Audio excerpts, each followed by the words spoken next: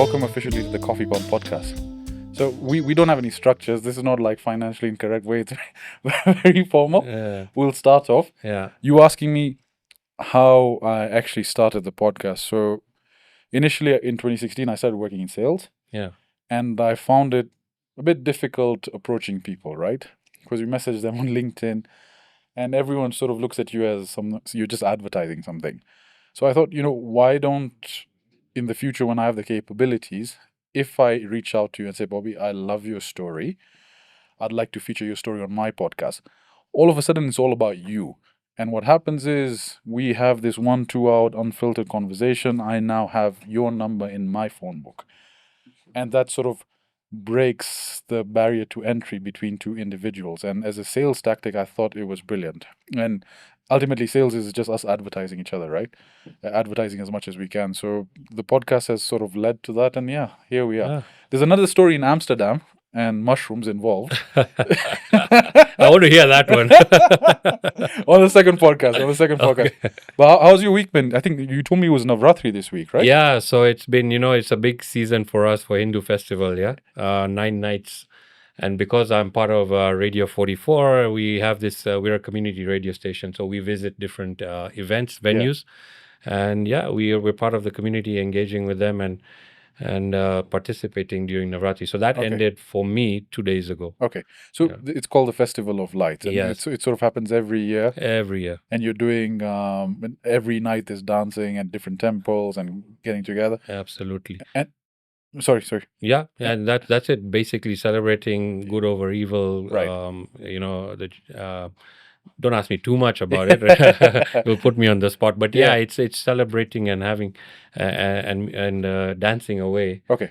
And bringing positivity into your life. And you mentioned Radio 44. Like, how were you involved with them? Yeah. So I basically am what you call a fractional business development manager. Okay. People hire me to help business development, sales, go to market. That's my current life as a consultant. So I've been with Radio 44 for the last 1 year. Okay. And looking forward to continuing that journey for a longer time. Perfect. So I first came across your podcast. My colleague Reena Soda, who you know quite well, she mentioned about you. And I sort of went in this rabbit hole and financially incorrect did an incredible video, about 2-hour video, and I wasn't expecting to watch it. I said, okay, Bobby, let me try the first 5 minutes. It went into 15. I'm going to the hour. It's 2 hours. It's 3 a.m. I was like, okay, fine, I need to get this guy on Coffee Pump. And you have a very interesting history, one of, you seem like a go-getter. Your stories, and I want to sort of take the viewers through the past, the present, and the future. Sure. And through PC world, the rises, the lows, and all the lessons sort of in between. Now, you told me 1973. How was that's when you were born? That's when I'm born. How's Nairobi back then? Hey, my God, I don't know how it was in 73 because I was born, right? But I So can tell you one thing: yeah. you move 10 years ahead to when I'm 10 years old. Yeah. And Nairobi was a much different place. I was having this conversation with somebody today. Like you, I'm from a sales background. Okay. Yeah. Yeah, and Yes. before Laptop selling. Yeah, exactly. Yeah. Which we'll cover. But it was just a funny conversation. We were having this conversation, and he was saying, how the market is competitive, it's difficult. And I said, okay, let me put you into perspective. Let's go back into time in 1994, and I'm selling computers, and there's no mobile phones. There's no digital world. There's no WhatsApp. My only form of getting a message out there is the newspaper. A classified ad is all I can afford. And then I have to sit by the phone and wait for it to ring. And I cannot leave that spot because if I leave, there's no missed call, right? I don't know who called. You're on your phone the entire time. So I'm sitting next to, I don't know if this generation has even seen that dialer phone, Yeah. You rotate Ring. You rotate it, you do that. Now, tell me about which school did you go to, Bobby? So when my early days, first 2 years, I was in boarding school. You can imagine standard 1 and 2. I'm so young. Boarding school at that age? Yeah, and that was Greenstead's, the famous Greenstead's. Yes, in just before Nakuru. Absolutely. And the reason was because my dad was the financial controller of the sugar factory in Chemlil. I was born in Chemlil, Kisumu. Actually born in Kisumu, but early years grew up in Chemlil. Okay. And then because he then got posted as a financial controller. They were opening a branch in Somalia. Wow. So my dad had and my mom had to move to Somalia. What? Really? To Somalia. I've This is in the 70s, 80s, like this is 70s, early 70s, early 70s. 70s. So my first 2 years of school. So and Somalia in a place called Mareri. I've never There's heard of Mogadishu. Everyone heard of Mogadishu. Everyone's So heard of. there's Mareri. Okay. And there's this huge sugar factory, which Chemlil Sugar Factory and the likes had put up over there. My dad was the financial controller, so he had to go. Yeah. And so I was in Greenstead for 2 years. And those were I probably the worst years of my life. Really? That's how young I am, and I've been shipped to boarding. So do you remember those experiences? Unfortunately, I do. This is one of the things I forget things very quickly, but this one I seem to remember a lot of it. Okay. Because I think it was more traumatizing than anything. In what sense? Was it the bullying? Was it no? Was it just being left alone at that age? I mean, can you just imagine? If you've ever seen Greenstead, it has a long drive through to come to it, and as being a father now, I can just imagine how when I drop my kids somewhere and I have to say goodbye to them, I feel it, Now, my parents had to leave me in boarding school at that time, and I would sit in the dormitory. I can still remember it, and I can see that car driving away. Man. And I can just see the dust going, and then the car disappears. And the moment that car disappears, I'm alone. Right? I'm at now the mercy of whoever is in school at that time, the caretakers. Yeah. And I can only imagine now as a parent what my parents must have felt when that drive, which I was seeing them disappear in from my side, what they must have been thinking as a parent, like driving along, knowing that there is no form of communication. We can't speak to him. There's no WhatsApp. There's no nothing. this. There's nothing then. And you've just dropped your child there, your son there, and were then you the only son? So we're three of us. Okay. I have an elder brother. Okay. So he was in boarding in India. Oh, so at least you were in Nairobi. At least I was here. They shipped him off to India. They shipped him off to India, man. The poor guy, And we have a 5-year gap. I almost tell people 5-year gap is like a generation gap. Yeah. And then I have a younger brother who's 1 year, 5 days younger to me. Okay. So he was obviously with them, because he's still very young. Okay. So every holidays, I would basically, guardians would pick me up, take me to Wilson Airport.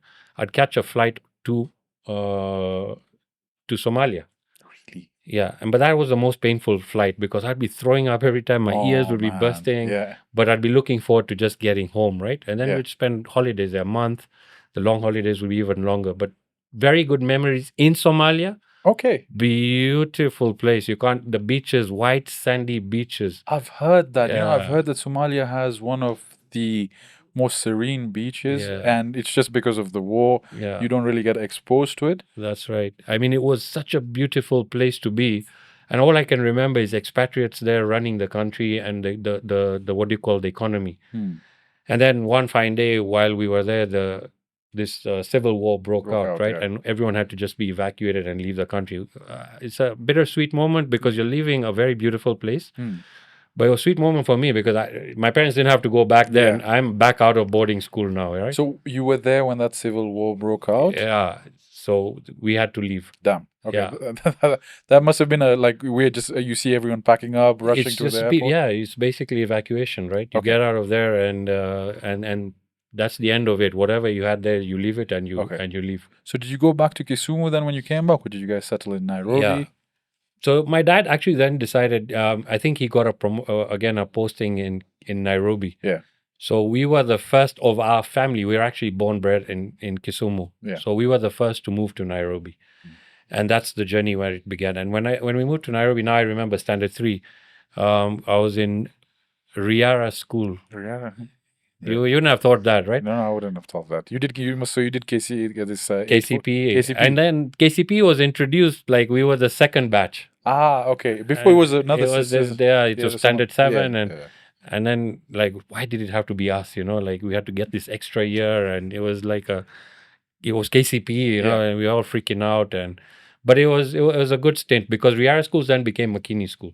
And then now you've seen what McKinney has become. But funnily enough, 3 weeks ago I met the son of the founders of Riara. Okay, wow. And they're living and they're like in their 80s or 90s, and I I was shocked to meet the son. I told him, would you have thought that I'm from your school? And he was shocked. Okay. So And interesting. how was that experience then in Nairobi? Obviously, Kisumu is a very different place. It's a Yeah. bit more quiet. Yeah. But you still remember the first time being in a big city, and like I'm assuming the freedom, it's more open. There are a lot more things to do. Yeah. I mean, just being in Nairobi was the best thing in life, because from being in boarding, Yeah. right, you're stuck and confined in dormitories and rules and regulations, and there's no one there for you. You just have to do what you have to do. Mm-hmm. And then finally coming to Nairobi, coming back into home, and being in the city, Right. being exposed to, we had toy shops and all that. So where would you get all these things when you're at that age, right? You don't. Yeah. So that was just nice to be in a city. Yeah. And to be home and then going to school. Like it was nice. It was just, I was now finally a kid that was a normal kid. Okay. And that was, I always tell people, probably my best years of my life. Okay, so you Yeah. look back on it fondly. Yeah. Now, what about your teens? Were you a terror teen? How was that? How was the nightlife as a teenager? That's what I want to understand. Yeah, so I'm telling you, we'll have to do this, but my kids will have to stay away from this section. So after I finished McKinney School, I did KCPE. You did KCP? Yeah. Form 1, 2, 3, 4. I did all that stuff, right? So after that, after I finished Standard 8, I went into... Oh, this was same school. No, so I finished McKinney. McKinney didn't have secondary.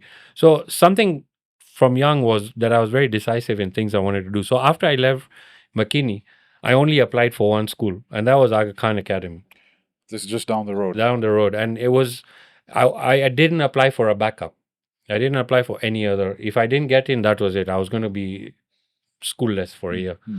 So I applied for Aga Khan Academy for various reasons. One, it was like almost the in thing, and there was a party scene was good, and it wasn't too far away from home. Yeah. So I said, why risk it? Why try anywhere else? Just apply here. A mixed school as well, right? And it was a mixed school. Yeah. Definitely a mixed Unfortunately, us three all went to boys' school. So that's why maybe I'm getting married in my 30s much later. Oh, a great thing. We'll talk about that. Oh, but okay. That's fantastic. Okay. That's not a bad thing. That's a great thing. Okay. Yeah. In fact, for your wife to be, congratulations. And I appreciate that. She'll be very happy to know that this is a good thing. Okay, that's good.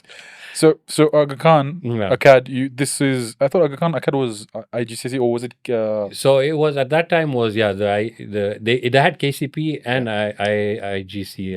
Did you know a Vayani, or that Basit Vayani, or Salim Vayani, or anyone? Salim Vayani sounds Salim Vayani. Yeah, that's my uncle. He was. I know him very well. Yeah, he was actually. I think he was at a CAD as well, right? Yes. So he was ahead of me. Dad and them, if I'm not mistaken, went to Jamhuri. Yeah. Shoaib Vayani. I'm not sure. Maybe you met. Salim Vayani, I know. Yeah. Is he the one who stays around Peponi Road and? Yes. Yes.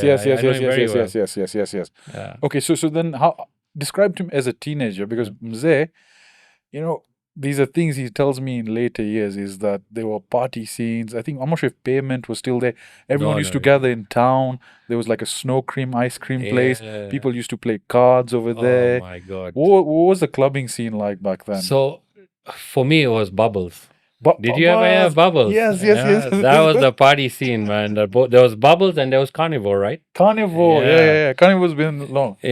Carnivore's been around for long. That was a scene. That was a place to go. But Bubbles was the place. Where was Bubbles? I've heard of it. You know the International Casino. Now there's where was it?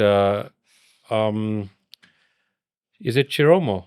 Yes, Chiromo Road. At the beginning, now it's like a flyover over there. You know that where Treehouse used to be. Yes, exactly. That's where it was. And Treehouse, that restaurant, Treehouse, yes. Area. There was a casino. Yes. International Casino. There was Treehouse, and there was not Treehouse. Was it There was a casino over there. Remember? Then later in the 90s, it became an arcade. Yeah, and then they became a club after that. That's it. So there was a dome-shaped discotheque there called Bubbles, and that was really our hangout. Okay. And then in Mombasa, there used to be Sting and places like those. There was also that casino, Dad. Yeah, Bora Bora, I think. Bora Bora. There was Hong Kong or something. Was it in town? In town, that was the restaurant Hong Kong. Hong Kong. Yes. Yeah. Okay. That was Nairobi back in the 80s. I remember. It was a really good time to be limited places. Yeah. So you know that on the weekend, if you went out, everyone would be at these few places. Yeah. Today, if you go out, where is everyone? There's just too much choice. Too much choice. Too spoiled for choice. So are you thinking now about career, about earning, about money at that age? Does it occur to you? Like, when you go to university, do you know what you want to do specifically? Because I know you did a stint in UK, Yeah. right? So while I was in high school, honestly, really some of the best days of my life. Yeah. The people I met, the friends I made, the party scene in the 80s, as you would call it, was fantastic. It was so good that actually my parents thought that this guy is going to elope. So the truth is, I didn't finish O levels. Yeah, I remember that you mentioned. I did my mocks. Yeah. And then I just told my parents, hey, listen, I want to go abroad. You know how you feel? You want to go to the UK and you want to see the other side, grass is green on the other side. I was one of those kids. And so they said, yeah, fine, go. And this right? was now the This is 1990. Okay. So after my mocks, I managed to get a college that would do a diploma and an advanced diploma, then go into university. Yeah. So I went to the UK. Okay, which university were you there? So eventually I graduated from Leicester University. You in Leicester? Yeah. I have so many families in Leicester. Yeah. Leicester, there's was it University of Leicester? There's the University of De Montfort. De Montfort, yes. I have so many cousins over there. I think I don't know why, the Mayman community specifically, all ended up in Leicester, all Birmingham. So actually, when people migrated from here, a lot of them ended up in Leicester because that's where the Indian community was really. And you go where you feel comfortable, where the rest of you are, right? And so on that point, I've heard that, during the 80s, I think that Idi Amin scare happened, right? And a lot of folks from Tanzania, even Kenya, actually moved to UK or South Africa. If it wasn't for that, we'd probably have the largest Indian population in East Africa. East Africa, absolutely. I think right now it's probably South Africa and maybe Durban or something. And our Indian population in Kenya, by the way, new stats which I just got recently and new perspective, is reducing, not increasing. Really? Think about it. We have all the new generation coming. Look at my kids, for example, right? I'm third generation. My kids are fourth generation. Most of the third and fourth generation, some of the third generation, after, like me, when they went, they didn't come back. They didn't come back, yeah. Okay. So they went and settled abroad. Some of them came back like me. Then I ended up having kids, and now my kids are not coming back, right? One settling in Dubai, the other one in the UK. And that's a lot happening now, right? So a lot of these kids do not want to come back here. They're exposed to the outside world, and they're happy there. And they'll do whatever it is and not even come back to successful businesses. Yeah. So that's another problem I've seen happening too. But do you think that's a good choice? For example, do you think there's more opportunity out there for them to make money and a successful career compared to what you see in Nairobi right now? So I'll speak for myself and what I'm doing with my kids, right? Yeah. I have told them, look, because when I went to study in the UK, that's where my character was shaped. Because up until that point, when I was in Aga Khan Academy and I was a teenager, I had the best of life here. Everything was being done for you. Everything is done for you. Yeah. Really? Do I have to cook? Do I have to make? I don't make my bed. I don't wash clothes. I don't do anything. Yeah. Everything's done for you. And then when you keep telling people I want to go to the UK, and they tell you life is hard there. Life is hard there. You have to do things yourself. That thing just used to go in and come out. Same. Yeah, it doesn't until you get register. There. Yeah. Then, when I finally reached UK, and the parents, like I was telling you, Greenstead's, that car went like that, and they said goodbye to me. Wow, did I know what I was getting into? That's when I discovered life. Oh my! Do you know how to cook? Do you know how to? Well, I can cook a few dishes, but under eggs and so. I'm telling you, the funny thing was I was vegetarian from the ages of 13 to 22. Yeah, I was vegetarian, and so in UK I was vegetarian. Yeah. Now one of the staple foods I had was red kidney beans. Yes, and I started making a curry out of it. And when we leave here, we take ugali with us. So you have red kidney beans and ugali. And can you imagine those British friends of yours coming and say, "What is that? What is that? What is that?" I try to explain. I just say, "Eat it, yeah. Don't ask stories. Just try that." And they got into it. You know? But that was like I'm not a great cook. I'll tell you that. I'll own up to it. Yeah. I survived the period. But I'm not a great cook. But I'll tell you one thing: if you're cooking, I'm a great eater. I will appreciate your food. I'll eat everything. So you do a koroga, I'll come happily with my appetite. Yeah, I'd actually say, like, when I went to the UK, I was like, finally, I get to cook on my own. Oh. Because we stay in family houses, and I had very specific food I wanted to eat. At that time, I was doing bodybuilding and this, so I finally got to cook on my own, and so I used to love it. The thing that scared me was public transport. So I'll admit this. I can count on one hand how many times I've been in a matatu. So when I got to UK, Yeah. I'm calling my sister. Yeah, I'm getting in the train. Do I talk to this guy? Do I talk to this guy? What do I need to do? Washing machines used to freak me out. Wow. Was it the same for you? So, luckily the first year I was staying as a paying guest in a family's kind of Okay, thing. So I survived. yeah. The food cooking Yeah. things were done for me. You had a right? soft landing then. Yeah, but here's the thing. May I've done this matatu thing. I'm just trying to imagine my kids going on matatu. Wow. Yeah. Yeah. It's a different. But I've done it, and I used to enjoy it actually. Yeah. The thrill of doing that stuff was something else. Yeah. Okay. So, but anyway, my kids can't do that. So. It's a completely different ball game right now. Yeah. But now when you're in UK, so this is the 90s, early 90s. Yeah. I think you mentioned you were doing something within business and IT. Was that your degree? Yeah, so I did a postgraduate diploma in IT. That's right. Yeah. And you didn't want to stay back? Like, I mean, we were on that point for your kids now settling over there. Yeah. For you personally, didn't you feel that you could possibly make a lot more money there, more opportunities? I hated the place. The weather, Amma? I hated the weather, the people, everything. Because the people were influenced by the weather. The happiest time you see those guys is in summer. Yeah. If they have a summer, if they're lucky. Yeah. Right? And the month of December, because Christmas is coming up. They are very happy people. Otherwise After they're that, miserable. oh my God. I could be in the train. I remember I would go Central Line station from Northolt to Oxford Street. This was my first 2 years, and then 2 years in Leicester, right? I could see the same people on the train every day, and they wouldn't even acknowledge you. It's weird. It's weird, right? You imagine happening over here. You'll see somebody, by the second day, you're already chatting. Okay, so I had a few of those experiences. Yeah. Wales in particular, when I was doing my masters, Yeah. and by the grace of my mom specifically, she wanted to push me to go. She's like, I'm going to pay for it. You're going to go and do a Yeah. master's. You need to get out of Kenya. Because I did my studies in USIU. Ah. She's like, no, you need to live outside and get that exposure. So she put her foot down. She's like, I'm going to send you. So when we're looking at the map, I was like, where are my cousins? Leicester, cross. That's right. Birmingham, cross. Yeah. London, cross. And I was like, Wales. Wales seems very interesting. Yeah. They're like, Dad is like, Wales. There's no one over there. You're No one will very be able to brave. help you. So I was like, I'm going Wales. And luckily, then what ended up happening was I got a scholarship. Now, on my train ride to the university the first day, so my phone is down and I'm listening to AC/DC. Yeah. The guy opposite me is listening to the same song. Wow. And we became friends and Right. connected. Because, this guy, he's a Muzungu guy. He's got like punk hair. Yeah. He's doing like air drums and so I'm like, what's this Jama What's this doing? guy up to? You don't see this kind of guys in Kenya. In no way. But then we connected. Yeah. But then other than that, people are just, because of the cold, it's so freezing Yes. that you're just keeping to yourself. You don't want to do anything. You're not smiling. You're not happy. You're not jovial. I completely Yeah. understand that So sentiment. that stuff, we're not used to as Kenyans. Yeah. You come here. First time I discovered racism was there.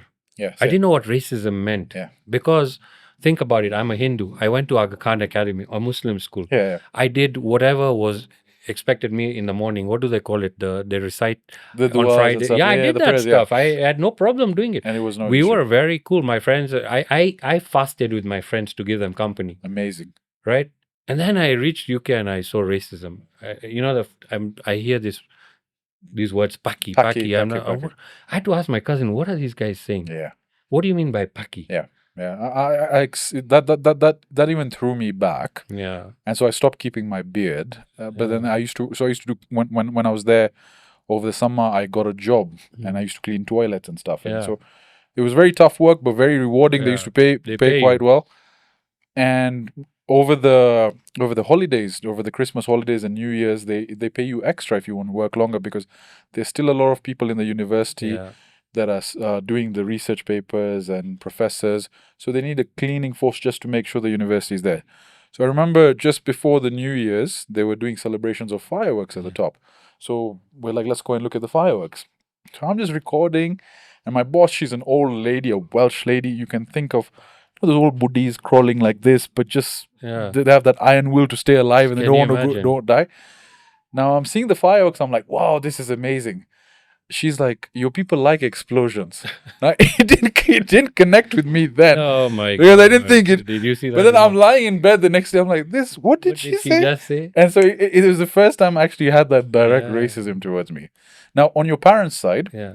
didn't they say, no, stay there, go Yeah. study? Was there pressure on that side So let me come. You asked me two questions. One was, with the kids? yes, to stay there Yeah. and to make better future and all that, right? Yeah. And how was the experience, I think. Yeah. So I'll tell you one thing. What happened when I went to UK was it shaped my character. Correct.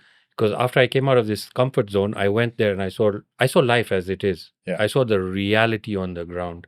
And so that's the one thing I thank my parents for all this time, because they gave me the opportunity to live outside. Like your mom was, wanting you to go and do your Yeah. masters there. There was a reason behind it. Yeah. Because the moment you left here and you went there, you saw a different side of Completely life. different. You Yeah. become a changed person. Yes. Honestly, I came a changed person. And I loved the experience of being out. It shaped my character. It built me. It gave me this desire to succeed, because I did not. And around the same time, my parents were going through financial difficulty. So they really scraped through and got me through university. And I was very appreciative of that. And I said, you know what? I don't want my kids to go through this, right? But I want them to have the opportunity to study out and experience life outside their comfort zone. So this was a very important lesson for me. It shaped everything I did. So the experience was great, but I hated the place. I just hated everything about the UK. I hated the weather. I could not stand the cold. I forgot what the sun felt Yeah. like. And when you forget what the sun feels like, you can see it, but you don't know what it feels like. That really, we come from paradise and I'm going to go and live there. Forget it. Yeah. So I had made up my mind that I'm not going to live here. I'm coming back to Kenya. No matter how good the money is here, I'm going back. And so when I finished, I just wanted to get out, and I got out. And then you come back. But I made a promise that I'm never entering this country again until I have money of my own, because I had seen hard time. I've slept cold, hungry nights because the money didn't arrive on time, and I was on one to fast. And do you remember that time there was no mobile phone? Yeah, by the way. So if I had to make a call, I had to go and put these coin boxes, right? And if there was nobody at home, I missed the opportunity if it's cold. So there were set times, like on a Sunday or something, we'll make a call. So they're waiting, and then at that, I don't know if you remember, we had 5 shilling coins. They looked like a 50p. 50, yeah. So I would take 5 shilling coins with me from Kenya to, So then you and could- I used 5 bobs, And the Kenyans had beat the system. They were using Yeah. 5 shillings because the conversion was like, And there was no mobile phones. There was no, no, like, the internet at the time, emails, was that a thing? no, my friend. This is 1990. So how you 1994, between 90 and 94, I'm in UK. So communication is through a landline, right? Or a telephone booth, which was what my primary, because I didn't want to use the phone in the house Yeah. and then have issues with the and, host. And so I'm assuming when you get there, for example, like for me, my parents would send me monthly allowances, right? Yes. Their apps, their banking online. How were you guys? Was it just you're given cash and you're told? Yeah, or through somebody, and or a wire bank transfer at those times with exchange controls. Bless your A lot of parents, it was your personal network. right. So Yeah. if it didn't come on time, the money is there, but it hasn't come to you on time. You're stuck. Now, who do you go and ask? You can't ask anyone. Yeah, and who do you WhatsApp? Kim, Sambaza, this, that, There's nothing like that. There's no Fuliza. Yeah. Then, oh, do you have extra money? You're on your own. You're stuck. You're literally on your Okay, own. so I understand, and that's the sad reality. Is I see a lot of people in the UK and certain Western countries where they're just isolated and to themselves. Yeah. They don't have the support structures over here. If you're going through a rough patch, Yeah. in Kenya, you can call your boys. You can meet at a Koroga. You can do this. You can do that. Literally, I had friends who would tell me, "Let's plan a calendar Yeah. 2 weeks from now just to catch up for a meal." Yeah. So I understand that. So Yeah. now you're back in Nairobi. So now I'm back. Hunger to make money. First of all, I was just glad to be out of the UK. Yeah. And then I'm back, right? Back to be home. So when you come back home, obviously now parents have spent a lot of money on you. And this is a typical Indian family, right? Yeah. Middle class Indian family. Now, my friend, we've spent money on you. It's time to get a job. And you're being told job, right? And my father is not an entrepreneur. He's a professional. So all I've heard is, okay, get a job. So I'm like, okay, let's get a job. Because really it's the right thing to do. So I get my job, my first job as an IT manager in one of the largest insurance companies in the country. I'm now 21 years old. I'm an IT manager. 15,000 bob, that was your salary? 15,000 bob gross, yeah. And then you're giving mom the first 2 months you gave her. Right? Yeah, 15,000 in 1994? 1994, right.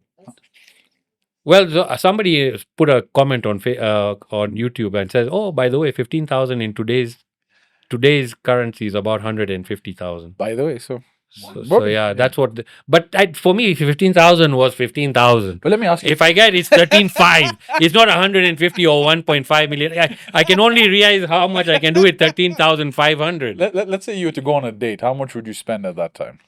Bro, that I'm telling you, 13.5 was 13.5. It's not a lot of money. Even a take you. date at that time, okay, it may not have been 500 shillings, but we are a bit flamboyant. You show off, right? Yeah, you have to. Even 1,000 or 2,000 bob at that time was something. Yeah. So now salary of 13.5. That means I can only go on 6 dates. If I am lucky, yeah, I can go on 6. But there are other things in between. Such a handsome guy like this, you're limiting him to 13 dates. Kim. Oh, but my friend, can you imagine that I have other things to do? Okay, and that time I'm car, you're driving around, fuel expenses, home, you're supporting. You can't survive. I mean, at least for me, yeah, that was not. No, so think about it this way: you're thinking about it as staying on your own and doing it. Now, within a family, there's family costs. People have to eat. There's the household expenses. There's his expenses. There's mom expenses. There's dad expenses. You're combining 13.5. No, it doesn't cut it, man. Which is now where the interesting part comes in, because he realizes it wasn't enough. So tell us more about that. So what happened is, while I'm working at this insurance company, I'm the IT manager. So one of the tasks we've been assigned to me is that we need to upgrade our IT equipment. Yeah. Right? At that time, people were upgrading IT. So yeah, and printers and what was it? My friend, that time you have servers. Servers at that time you have your networks, you have these stations. It exists. There were wise terminals. There's stuff, right? And you have a network. And it's crude. You're running on DOS systems. Even Windows came in 1995, the year after. And when the Windows 95 launch happened, I was already in a different career. So for an insurance company at that time to do all that must have been quite. They must have heavy investment. Okay. So now I've been told that we need to upgrade our equipment. As the IT manager, you're going to run this process. So what I do is I start ask RFQs and I approach these different vendors. And so these different vendors are, some of them, one or two are my friends. And so I just sent out and say, hey, listen, give us quotes. Now they start sending me these quotations, yeah? And I'm seeing this variation in same thing, but different prices. So I was like, what? This is too much. How can you have a quotation for 2 million and 1 million and 1.5? And it's the same thing. What's going on here, Yeah. And then they're also telling me that, look, we'll look after you. You give us this business, we'll talk. We'll talk. You know what I mean? Yeah. I was like, okay, this guy can even look after me and still have this price, yeah? So what's he making? What is this guy making? So that was the epiphany moment I got, that I said, hey, listen, I need to be on that side, not on this side. Because my 13.5 ain't cutting it for me. But the fact that you spotted that, people would be so comfortable sitting there saying, give me markup and then I'll do it. But you saw that. Yeah. And you saw that as an opportunity. I saw that. So I want you to hold that frame of mind. Yeah. Because since we've discussed things from my childhood, let's not jump straight to that. Yeah. You asked me, what did I study? I studied postgraduate diploma in IT. Yeah. Right? How did I want to get into IT? In 1982, I opened a newspaper. Right? And the first time I saw a picture of a Spectrum computer. It was called Spectrum. And I don't know if you remember Commodore and Atari.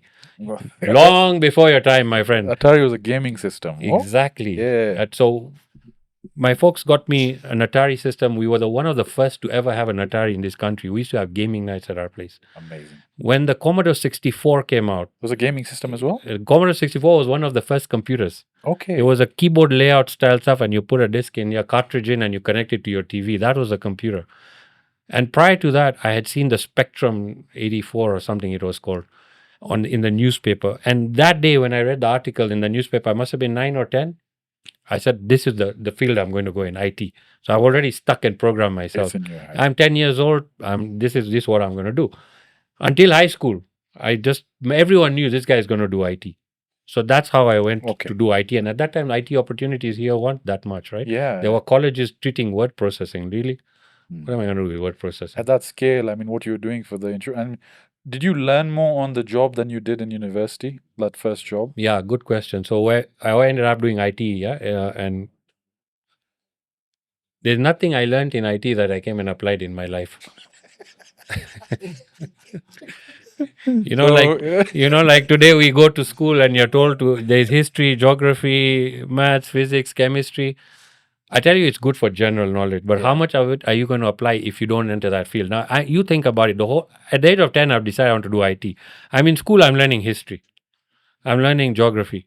I'm learning all these things, yeah. But in my head, I'm programmed. I only want to do IT. So when you see my scores, I'm good at certain things. Others, I've just literally just zoned out because I just see why am like Why? Kiswahili. I can speak it, but I get an E.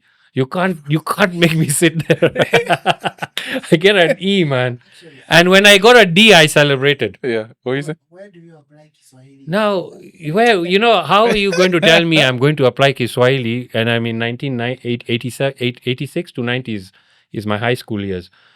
Where am I going to use this in computer language? You know what That's I mean? actually that's true. Is because let's say this job, reflecting on what you're saying, is Yeah. I didn't study IT, but this company that I work for is centered around data centers and IT. Yeah. So it was all on the job. Nothing in university, What- MBA, this and that. What's this binary 0 1 going to help me in running a computer IT business? No, it So won't. anyway, so that's what I did, but nothing I learned there. The only thing I really came out with value after I left university, like I said earlier, was it shaped my character. I learned life. Correct. And then I came back with a character with a lot of hunger to succeed, and a lot of hunger to be independent, Yeah. and to make it in life. That was what I came back with. Yeah. So now I'm doing this IT stuff, right? And the epiphany moment happens that, hey, man, I need to be on the other On side. the other side, yeah. So now I go and speak to this is 3 weeks into the job. I go and tell my mom and my dad. My dad was like, cool, yeah. If I had to have this conversation, it was my mom. Yeah. And you have to be careful how you're having those conversations because, Mom, yeah, mom is the always. moms are the iron lady. The dad is like, he's okay, man, Even whatever you to, want to yeah. do.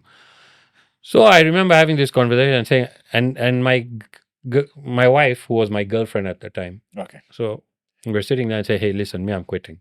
I cannot hack this. But they're like, it's been 3 weeks. What do you mean? What have you experienced in life that you think you are not, job is not for you?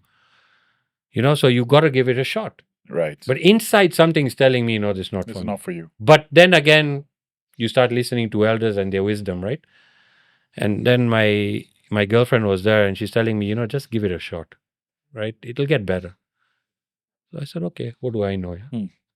So that I got my first month salary, that 15K less tax, 13 something. I went like a nice good boy to my mom and said, hey, my first salary is for There you you. go, like we do. And yeah. you know how we do that, and you Yeah, give it I and did, yeah. as a nice offering, yeah. And she thought, wow, man, I've hit the lottery The because gravy train is coming this has every started, month. yeah. The ka-ching's gonna happen every month. You have to be like, hold on. Yeah. No, then I went back to work. Man, I'm telling you, that first week of the new month, now I'm struggling. I'm just, because the more I'm doing this stuff, the more I'm seeing the disparities, right? I'm just seeing the money is on the other side. I couldn't take it. So I went back to the folks and I said, hey, listen, now, guys, I made my mind. I've really made up my mind. I cannot do this. It's done. You're forcing me to do this. I can't do it. So my parents have been very supportive, which is really, I thank them for that. And they said, okay, do what you want. Yeah. So I went and had a chat with my boss. That, you guys, listen, I appreciate the confidence that you've given me. I'm 21 years old. You've given me a really good portfolio to manage. But honestly, I for my own reasons, I'm leaving. And they thought some competitors poached me. Yeah. They want to give me this, that, all that stuff. And I was like, no, seriously, it's really, I don't know what I'm going to do, but I'm not going to work for anyone. And so I left in a nice way. I gave them the notice, and it has only been 2 months. So I had to literally give a week's notice, right? I stuck the month. I took my second 15K, 13.5 or whatever it was, gave it back to my folks, told her, here, this is it. And now that's it. That's it, yeah. Now I have no idea what I'm going to do.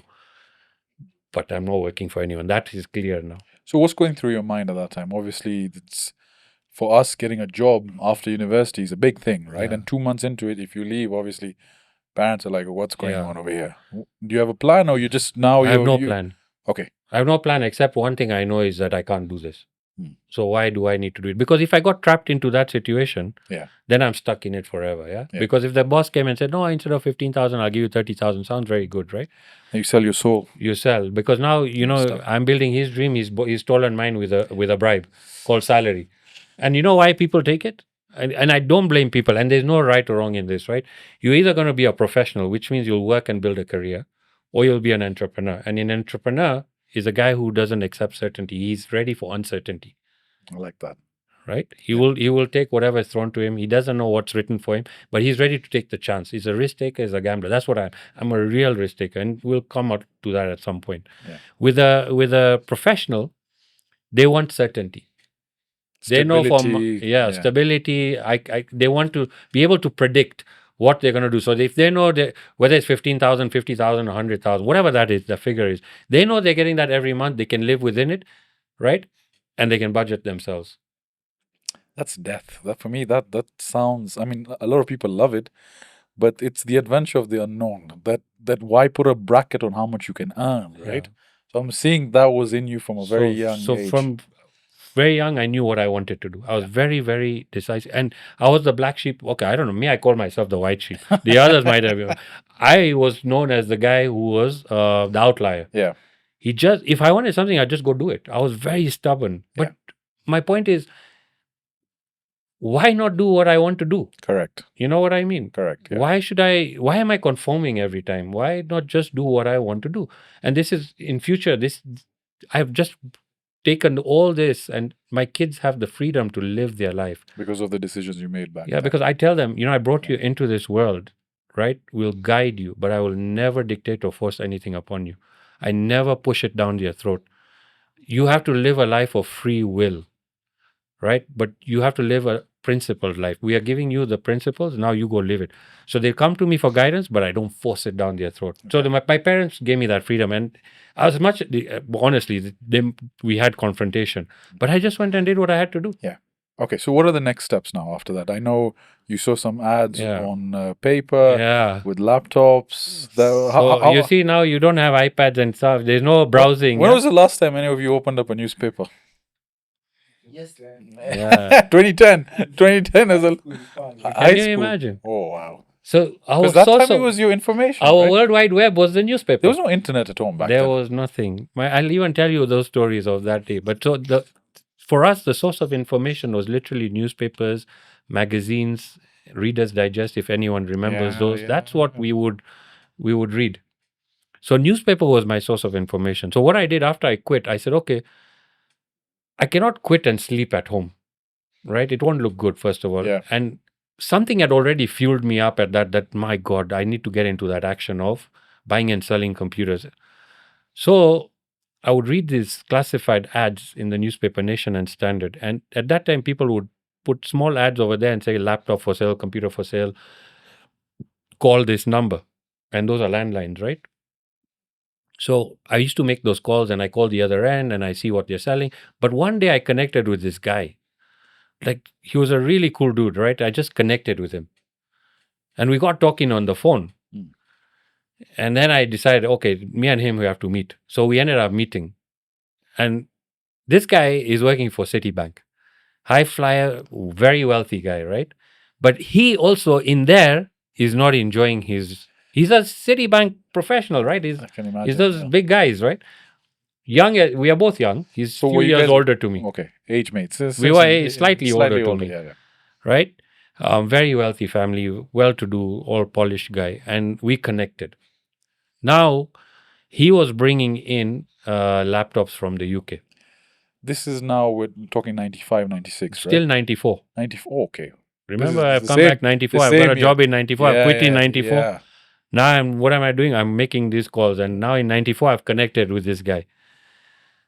So me and him get along really well. We do a deal. I tell him, you get the laptops and I'll do the selling. Says, oh. He trusted me. So first thing was I created this trust between me and him, right? Yeah, and I mean that must have been because you've spoken on the phone. You met a guy for the first time, so you must have been very good at persuading him. Yeah, I think the gift I was of just the gab. being me, right? Yeah, I was just being natural. I was being me, and the guy could see this guy is hungry to succeed. He's hungry to make money. Yeah, and he seems sincere. He comes like, how far could I run those days, right? There's not very far I could go. Yeah. So we connected. We made this deal. So he had a few computers he had bought. That's why I was advertising, right? So I took those laptops. These laptops are these massive, like Laptops back then, do you guys remember that? Bro, if you There's- saw some of the stuff I sold, they didn't even have color screens. They were monochrome screens. No way. Yeah, and in our time they were called 286, 386, 486. Then they came Pentium. Then Maybe, became, Veno, you can take note. We'll just put that up over here, yeah? you know, it's 286, 386, 486. It's a very old generation of computers and all that. How Right? much was that going for? So that time, computers were going for between 2 and 300,000. And I'll tell you one thing. So how many months would you have had to work to buy that? Now Crazy. it's 2 to 300,000. I'm selling a laptop, but I'm making 100,000 even. Oh. So even if I sold one laptop, it was better than 15K salary. Now Right you- or wrong? Now you understand, Kim. So here, that's the thing, right? So as a professional working, building a career, that's what you get, your 15,000, and you work up your way. If I'd stayed in that career, I'd have become a great IT manager and probably work my way up to the corporate ladder. It would have taken a long time. You'd probably be CTO, KCB Bank, something right now. I don't know, man. Maybe but that's if I'd survived it. The stress is too much, right? Yeah, stress is quite a lot. Yeah. You know? 100,000 bob a laptop at that time. Yeah. Damn. And that's me complaining margins are low. Oh, man. So can you imagine? And when I came in, people are saying, you want to sell computers, margins are tough. Now I'm selling a printer, I'm making 30,000, 40,000 a printer. And these guys are complaining margins are low.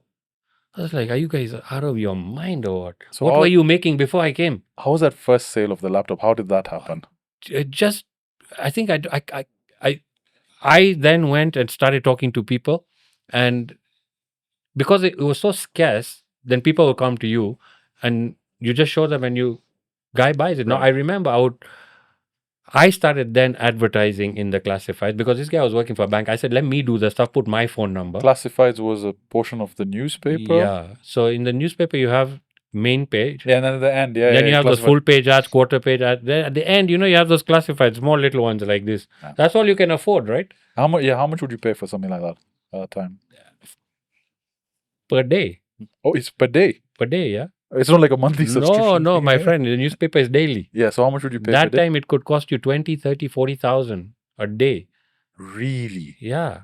So we would put it as minimal as you can, right? small. Yeah. But you see, if I put let's say I put one for 20,000 or 10,000, but I sell one, I've made. You've made it back. So me, yeah. I'm like encouraged Encouraged, to put go more. cup. So there were days like which days to advertise, not every day. So like it will be like a Monday, Wednesday, Friday. We guessed, yeah, Yeah. that Monday, Wednesday, Friday is the peak days because Because the rates change accordingly. So the newspaper is telling you these are peak days. So you advertise on the peak days.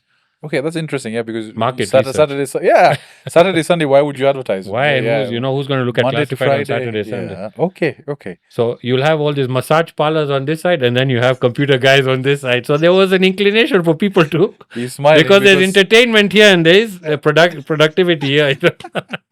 So you're in Happy- the right place anyway. happy ending and a laptop over there. Okay, so you made your first sale that way. You made 100,000 bob. I'm assuming that's fueling you now. I need to do more volume. Yes, sir, man. Now, first of all, I've got a supplier. I'm funding it from him. I've got no investment. My only investment is to sell. Sweat equity, as you said. Sweat equity. Yeah. That was it. So now, between next couple of months, we've sold quite a bit. And what I do is I take enough money from him to run my expenses and to do whatever I wanted, right? But it's building my confidence because now I can go and say, hey, listen, I can live independently from my parents. Yeah. So it's building me. It's giving confidence to my girlfriend and their family that this guy is doing something. He's making money, right? So now in the meantime, I told him, just accumulate whatever you owe me. Just keep it. Like, it's not I need it. Let's reinvest this stuff. And that went on for a period. Right. And then came this opportunity in Yaya Center. Yes, I remember you mentioned where there was someone vacating. Yes. The There was a premises. common friend. He wanted to go to Canada and Yeah. he had a 450 square foot shop, which was a Wow. computer shop in Yaya Center. Now, there are two malls at that time. There's Sarit Center and there's Yaya. Yeah, there was no other mall. Which other yeah? mall Which is there other going to one be? was there? And Sarid must have been super expensive at that And time. Sarit already had a computer store, right? It did. Yes, Micro City. Whatever happened to it? It's still there. It's still there. Yeah, and I sold it last year. The transition, I Really? sold it to the new owners. Okay, wow. Yeah, wow. so that's another story. But it was there, so there's no way I was getting into Sarit. Right, and did they have like a non-compete clause or something? Like for tenants, like if you're Yeah. selling computers, you can't have another store. which was great for a very long time. That's what happened. So the next logical choice is obviously So I couldn't go into site because I can't open another store. Yeah. Those guys have a non-compete store. Yeah. So I go to Yaya. This store now I have to write so I go and tell this guy we're interested in buying a shop. We negotiate. Now there's a bottleneck. Now I'm being told we meet the mall manager, and the mall manager says, "Send us your proposal." Like, what is a proposal? There's no chat What are GPT you at that even time. telling me? There's nothing. Yeah. What is a proposal? How do I write a proposal? What is this? What is she asking for? Yeah. So. And then, by the way, there's no website, there's no Google how to write a By the way, proposal. there's no internet yet. There's no internet. So I have to take one of those computers that I sell to write a proposal, whatever a proposal is. Anyway, I wrote a 2-page proposal. And I just thought, what is she asking for? So I said, okay, this mall wants a good tenant. Yeah. And the only value I can bring by what I'm doing is if I stock these computers and the latest product, a lot of people are going to come to this place. And as a result, they'll end up shopping at other stores, or they'll go and eat here. They'll spend more time in the mall. Yeah. So I've crafted a 2-page proposal just talking about that, hey, listen, if we come in, this is the value we'll give to your mall as a brand, and all your other tenants will benefit from our hard work. Right. And the next thing I get a call from, first of all, when I sent that proposal, it was just simple. It was just what I thought, right? What? I didn't overthink it. I wrote a proposal. I get a call saying, hey, listen, we like your proposal. You're in. Yeah. So that was my lesson. That's a proposal, just nothing. It's just a fancy word. Just go say what you're doing. And is that how PC World then came to be? That's now. So we acquired the shop. My partner and I took over. And then we had to think of a company name. So all the capex investment as well, from what you said on Financially Incorrect, is basically the money you had used to sold the commissions. Yes. You just put it in. You just put it in. So I still have no money. Yeah. In my pocket. I'm still living independently. Yeah. I have no money in my pocket because I really didn't need it. So this money is being invested into the business, into the acquisition of the store and setting up of the store. But you must have been super confident in your ability to sell, because now there's a cost attached to it, right? There's an OPEX every month. You're paying rent. And what was rent at that time? So let me answer that for you, because now I'm going from freelancer to costs. But here's the thing. When I was a freelancer, I was still incurring costs of advertising, right? Yes. Because there's some cost associated with getting business in. And it's more difficult continuing to do that because you have to keep looking for the clients. But here is a shop. People are coming in. And I have a vision already that was implanted in me from UK, because PC World stores IT over there. Yes. So I was already influenced by there. Yeah. That, wow, wouldn't this be nice to be in Kenya? So somewhere subconsciously, I was already thinking of such things. Okay. So when I saw this opportunity, I said, oh my God, we can have my own computer store here, right? And then people will come to me. I won't have to go to them. So that was my motivation. So I don't care about costs. I just want that store. So the dream was there. Anything in between, I didn't care. Because now that's overthinking. That's what people in masters do. We overthink. No, I love the fact that you just went for it. I was like, I just want this. The goal, the vision was there. I said, I want to do that. And my partner and I were like, yeah, let's do this, man. Because we have stock and we are making money. Anyway, look, if you're making so much money without a store, and what's rent going to be? We negotiated rent. I can't remember. It was still high. It was over 150,000 at the time or something like that, right? For what, a sub 500 square feet place? Yeah. Jesus Christ. Okay. But we are like, okay, we'll have to sell 1.5 laptops. So we'll figure that out. We are doing that anyway. You know what I mean? Okay. How was that first month now? You've opened up the store. Yeah. How was business? Fantastic. Because now I never had to go looking for customers. I didn't have to advertise anything. People are just walking into the mall and they say, oh, there's a computer store. And the guy before wasn't running it really well. But when we came in, we filled it up. And then all of a sudden, people are like, wow. So you are in Yaya Center. The next mall is Sarit Center. So you're either going to go a shop here or there. Correct. Right? So we had a huge catchment. And all these people would just come to the store. They would come to the mall and for the supermarket, and all these stores were opening up. And people were like, once you're here, shop here. Now, a computer place, where would you find in 25, 30 years ago? You won't. So, no. You're not even going to think of going to town. Yeah, that trend happened later. Yes. So for the longest time, we were like the default guys. And were you just selling laptops, computers, or accessories and everything? So initially we started off selling anything we could get our hands Yeah, onto, yeah. right? And we had this slogan saying, "Your one-stop computer shop." So boring, generic. Your one-stop computer shop. Yeah, everyone says it, but really, are you a one-stop computer shop? So at one point, I started thinking, I'm not a one-stop computer shop. I can't give everything. I can't stock everything. It's too much pressure. I can't do this. I don't like that statement. So I removed that because I didn't want the pressure of being able to get anything and everything for everyone. Then when you don't, your expectations are, the client gets upset and they're saying, you're calling yourself a one-stop computer shop. But you What do don't really have that. So we got rid of that. Okay. So for a long time, we experimented, did a lot of things. At that time, they were called clones. These are like remodeled? So what they are is you assemble them. You Okay, get a you get parts motherboard, and you then, get yeah. the processor, Okay, and then you build it here. you build those things and you sell that, right? Yeah. And then there was the branded computers. At that time, it was called Compaq, right? Right. Compaq, IBM. I remember Compaq, yeah. Toshiba, Compaq, all these were the branded computers. So the branded computers were double the price of the locally assembled computers. So everyone started doing the locally assembled computers. The margins were not 100,000, yeah? There'll be 50,000 and everyone will be competing with that. And I was like, I don't really enjoy this game of playing with assembled computers and reliability, and the after sales support seems to be more. So we decided that I told my wife, now listen, this now. Oh, so you had got married then? Yeah. So okay, we'll touch base on that. Yeah. So now we started. I said we just shelve this idea of selling locally assembled computers. Let's just stick to branded computers. Yeah. And the moment we did that, we started losing business because people were too price sensitive. They wanted, but at the same time, we started creating another customer base that valued what we exactly that niche. High quality, it's guaranteed. Absolutely. You'll just have to pay a pretty penny. And then we also at some point started focusing a lot on laptops. Yes, because because PCs were huge. PCs were huge, but I could see the trend of laptops coming in. So I from very early time, I could see this stuff. So I started selling more laptops. Yes, desktops as well, we were selling. But because we started the laptops, we were developing this niche. People were coming. They said, these guys have this. The other guys don't have it. It took a long time for people to catch up what I was doing. Yeah, but then that paid off huge. That paid off. So how old were you now? Because like 1 year into the store.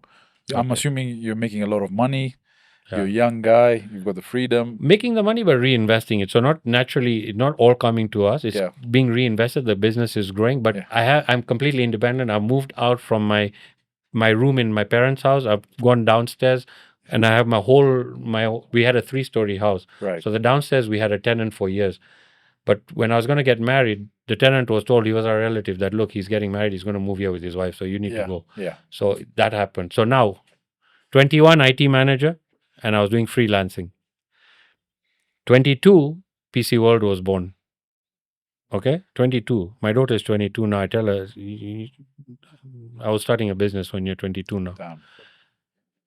23, I got married. Okay. Can we live there a little? Yeah. 23 is actually that's when typically my dad got married when he was 23. I'm 34, and I get 2 opposing thoughts when it comes to marriage. One is settle down early. Marriage is good. It's a blessing. Get kids early so you can grow up with them. Have your finances in order if you're going to do that. The other school of thought is also finances will come as you grow with your wife. The second school of thought is build everything first and then settle down as a man much later.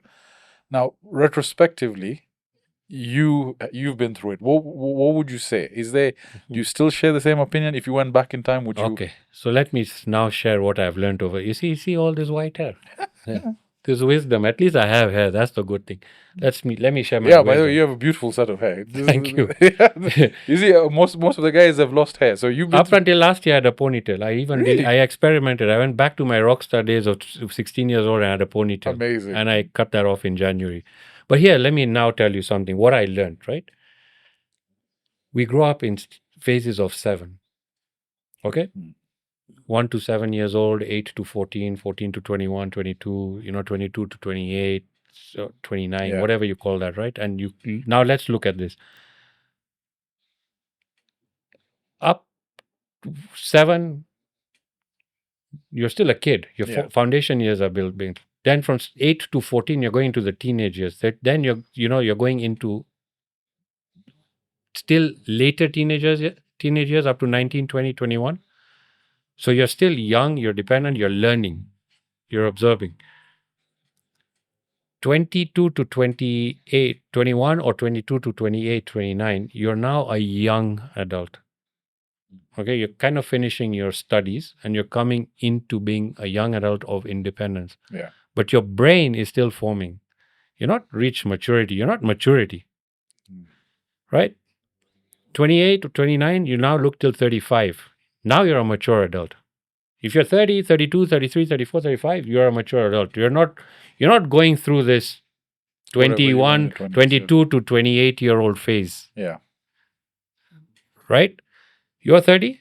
34. 34. Yeah. You're a mature adult. Yeah. Today, you're different from you were when you were 24, right or wrong? 100%. 100%. Thought process is different. Everything's different. Okay, so let's look at my journey. I'm 21 years old, IT manager. At 21, I'm managing people who are 40 years old. Psychologically, I'm not even ready for that. Number two, at 22, I'm starting a business. Zero experience in running a business. Neither have I seen it in a family, how you run a business. You're the first to do it, yeah. Okay. 23, I'm married. Okay. 27, my daughter is born, Charisma is born. And 30, Shania is born. Which phase am I in? Young adult. All right, let's go back now. Because you'll answer this and you'll tell me what is the right. At 22, I start business. So I'm expected to be a businessman. I have pressures of building a business. And I have a partner, business partner. Before I know it, and before I've even got into the game of business, I'm married.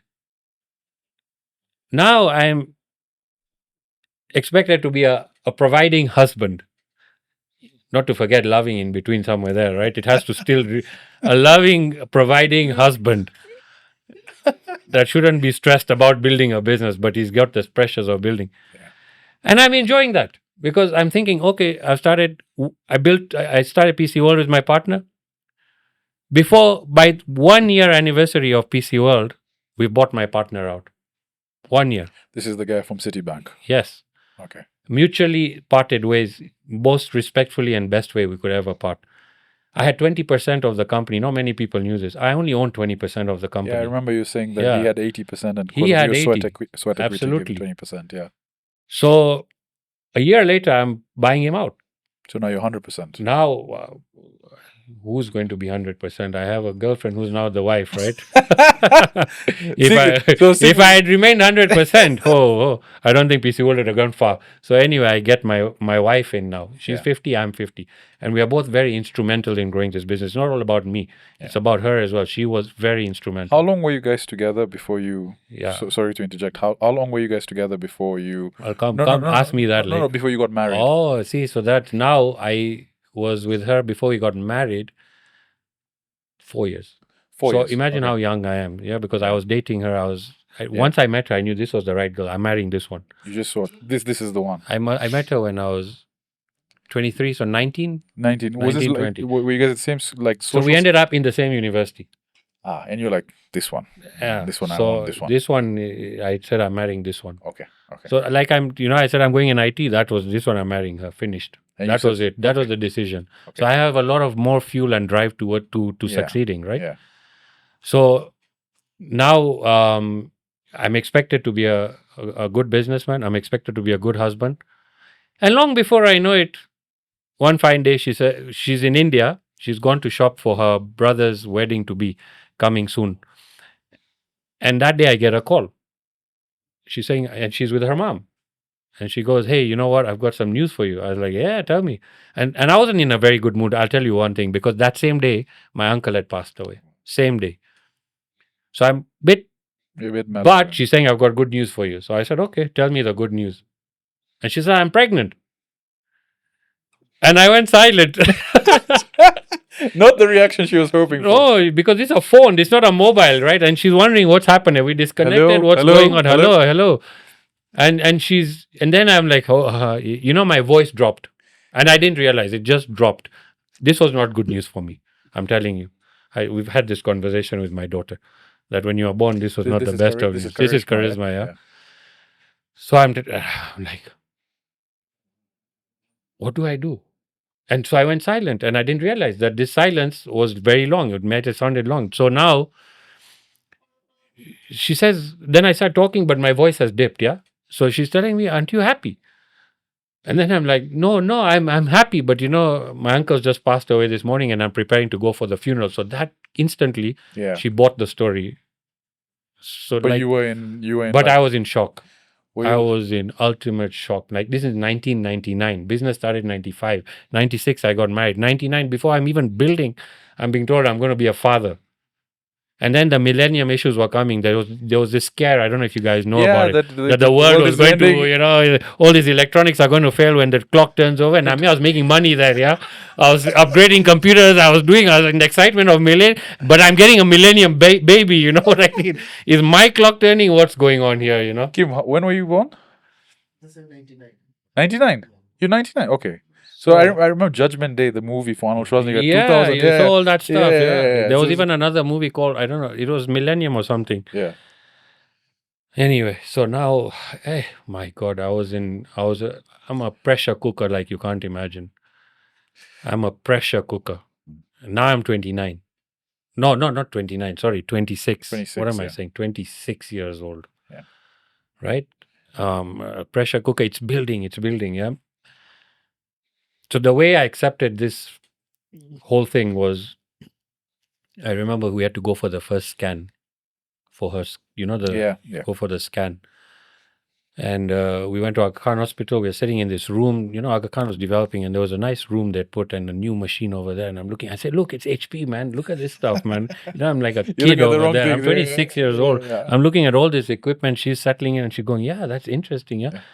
Then the lady comes in, and she says, "Are you ready?" So she gels the stomach, and she takes this thing that looks like a handheld scanner. I'm like, so cool, yeah. Yeah. I'm watching that, and then I hear this. I hear this sound. I'm like, what's going on, doc? What is that? Yeah. She goes, that's your kid's heartbeat. Wow. I said, what? What? I did not. I was so naive. I did not know what a child's heartbeat is like. It was just going. I was like, what is going on? And when she said, that's your child's heartbeat, I think that was when I skipped her heartbeat. That was the moment, when I felt, sank in. wow, Yeah. that's my child. And that is the day I accepted everything. That was when everything turned for me. For 3 months, I was in denial. And we all know this. It's an open secret now. Like, I was in denial, man. I was bad denial. Until that moment when I heard her heartbeat. Yeah. And then I saw her little form, like a bean, like, Yeah. and she said, at this stage, I can even tell you if you want to know. It's a boy or a girl. Hey, we debated, what do we do? Do we find out or what? Yeah. Is there some superstitions like in religion we're not allowed to find out until? No, I don't know why people do it. But me, I said I want to know straight away because I need to know what color to paint the room and what clothes to buy. I don't want to invest in money.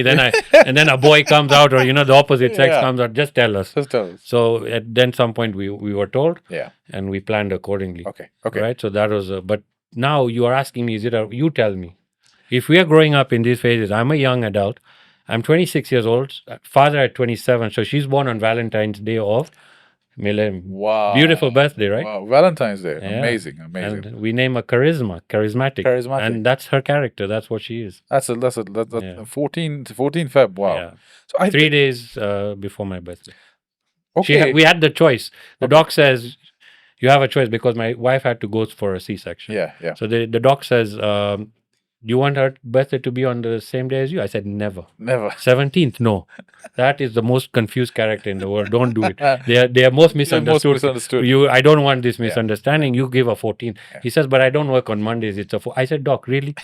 You're going to tell my child that I'll come, that your doc didn't give this 14. Why didn't you not get her born on Valentine? So he agreed to operate on Amazing. it. Yeah, so that was her. So when I look at that and I look at the story, I think each person has his own journey to walk through and what they go through. And I think what you've showed me is you had these moments of growth, you had these moments of new roads opening up, and it sort of scared you, but until you decided to walk on it, you're like, hey, it's not too bad, right? Yeah. So maybe each of us has a different journey that we just need to walk on. We have to, the thing is we talk ourselves out of it even before we started the journey. The inner talk most of us have, Yeah. and the way we are programmed. Yeah. Like we talk. You heard of, it's fear. We have We have we fear. instill the fear in us. And if you actually look at fear, what it means, one of the words is false evidence appearing real, and that's a reality. It's a We make reality. this false evidence appear real Yeah. in our mind, Yeah. so we don't take these bold steps. But because I was just going without thinking of all these things, I might be naive, or I had this hunger. I just kept going. You just kept going. Yeah. Now, looking back at PC World, you guys became big. I mean, you were everywhere. So the rise, how was it? Do you think it was too aggressive? Is there anything you would have done differently? Because obviously it went to a place and then there was a fall. Yeah. Maybe we could discuss the intricacies leading up to that. So in hindsight, 2020 vision, right? Yeah, everything's 20. Yeah, that's true. Everything's 2020. Yeah, true. So obviously I would have done a lot more things differently. Now when I look back, and and I only look back never for regret, just to learn the lesson so I don't repeat them.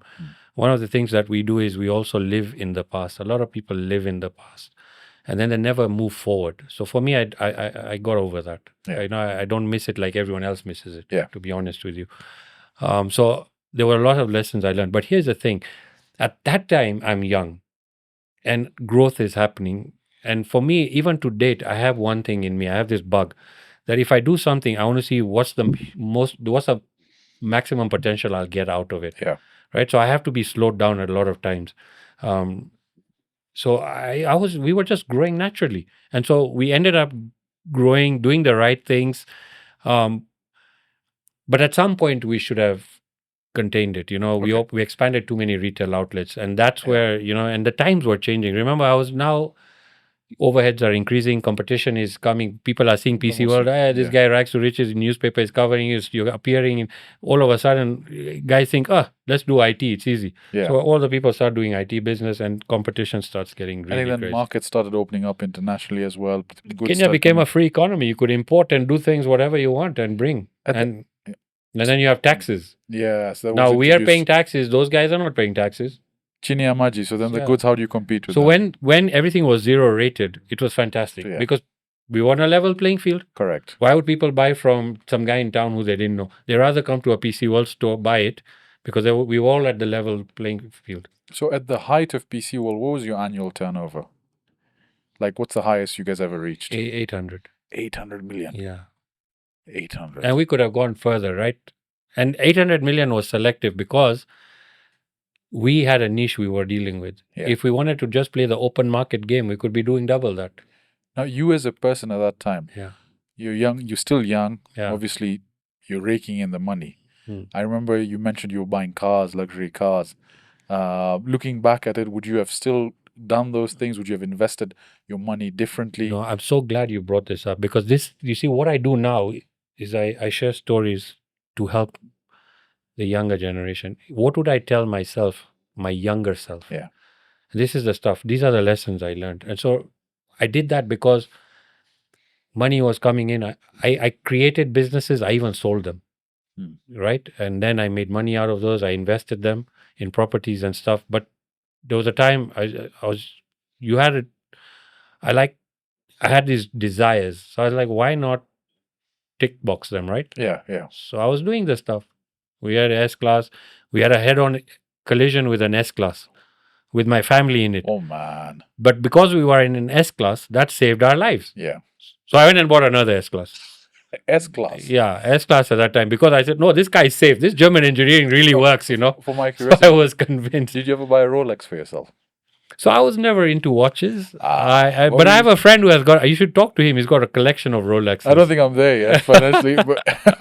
But do you have the desire to do it? I want to. You'll have a Rolex. I want to get a Rolex. You will have a Rolex. I want to get private jets, though. That's the thing. So this is when I have conversations with folks who've sort of been through that road, and when you tell them that, look, flying economy is okay. When I started working, it was amazing flying for work. I want to start flying business, and then when you have that first experience, it's good. But then you want to go first class, and then you want to go private jets. There's always that limitation factor where people are like, well, let's live in reality.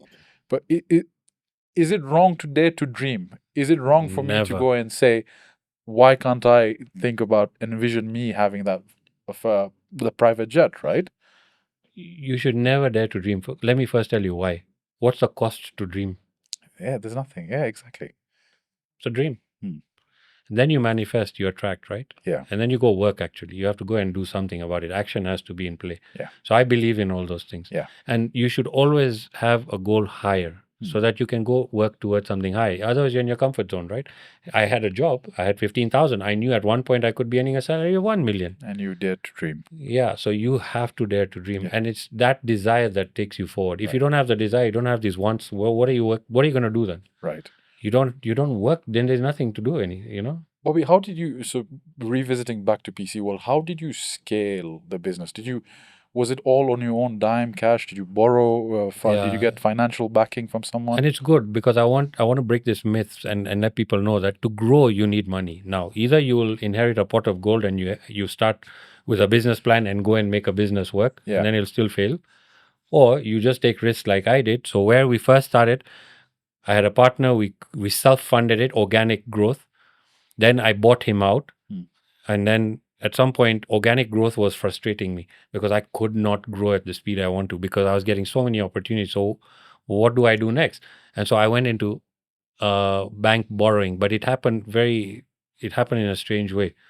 It was at the Rotary Club, right? Exactly, yeah. So I was getting this award for best male entrepreneur by the Rotary Club. Yeah. I'd won that, and when I was giving my speech, I cracked a joke on some bankers. That- And then this banker came and he told me, "You young boy, I like what you're doing. Come and see me." And that's how it started. So long story short, Yeah. this banker had faith in me and he gave me an overdraft facility, unsecured. Crazy. Right. Those times you could do all these things. Things have changed now. Right Right? now, So Bana. my message is not go to your bank and think you're going to get an unsecured loan in today's time. The poor guy can't do it. It can't happen. Yeah. But don't be afraid to use bank money. If you're using the bank money to run your business, great. But if you're going to start doing flashy lifestyle, then we have an Then issue. you have an issue, yeah. So through bank money, PC World was able to grow. Through bank money, I was able to buy a house and pay off the loan in 3 years. Through bank money, I was able to buy a building and pay off the loan in 5 years. Jesus Christ. At interest rates that if I told you now, you think I'm kidding, and you'll have to Google and see what was the interest rates in 1995, from early 1990, 2000 to 2006, 7, 8. You'll see the interest rate had hit 30%. It was as high as 30% at Yeah. that time. Go and Google and you'll see. And you were still surviving in the business Oh, I with did it. overdraft? Right? So point is, people will tell me, how are you borrowing at these heavy rates? Well, listen, I'm making the money. So I was paying. I was disciplined to make those payments. I was borrowing the money, borrowing the money, paying. Yeah, one thing that stood out to me Yeah. was this particular banker you're talking about. Yes. When you started growing to a position where they needed some security, Yes. you went to your parents Yes. and you actually took The title deed of our home. and he told you no. No, he's the one who said, no, I'm not taking this from you. But you know what? Why don't you go and buy your own house? That's such a genuine thing to do, right? Absolutely. He was a very good person. If you don't mind me asking, which bank was this? I would love to mention these names. Yeah. I don't know if they have a repercussion, because yeah. you know what I mean. So Sure. and he was a small bank like me. He was an entrepreneur. You'll tell me offline. I'll tell you This is offline, that, and then he grew as well, right? Okay. This bank grew as well. Yes, yes. So that has its own story. So Okay, give me is it a Mwindi bank? it has to be, right? It has to be a windy bank, man. Yeah, we can get. Okay, so So I grew with the bank money. That's actually, the I have the exact opposite experience with that. So dad and them were doing quite well. And then they got into FMCG and the volumes and turnovers were 800 million, 900 million, close to 1 billion. But margins were so small. Yes. Because when you're selling a bale of unga, I still remember unga Gano 2 kg was 1500. Yeah. Buying price and selling was 1505. 5 shillings. So you're doing, imagine that. So you're doing the volume, and then there was a sugar business, and then they worked with a few manufacturers and established networks. But then manufacturers started opening their doors to everyone directly. Yeah, exactly. So it killed the market, and they had gone and they had borrowed quite a bit of money from the bank that bought brand new counters. At one point, I remember we were paying 2 to 3 million in interest on the overdraft every month. I've been through all that. And so, like, how were you dealing with this at that point? Because I saw my dad go through the ringer. It's not easy. So this is the whole thing. You see, so when times were good, everything was good, was we were able to service these loans, right? But here's the thing: they are silent, they are signals, but we don't see them. We're too busy in our doing.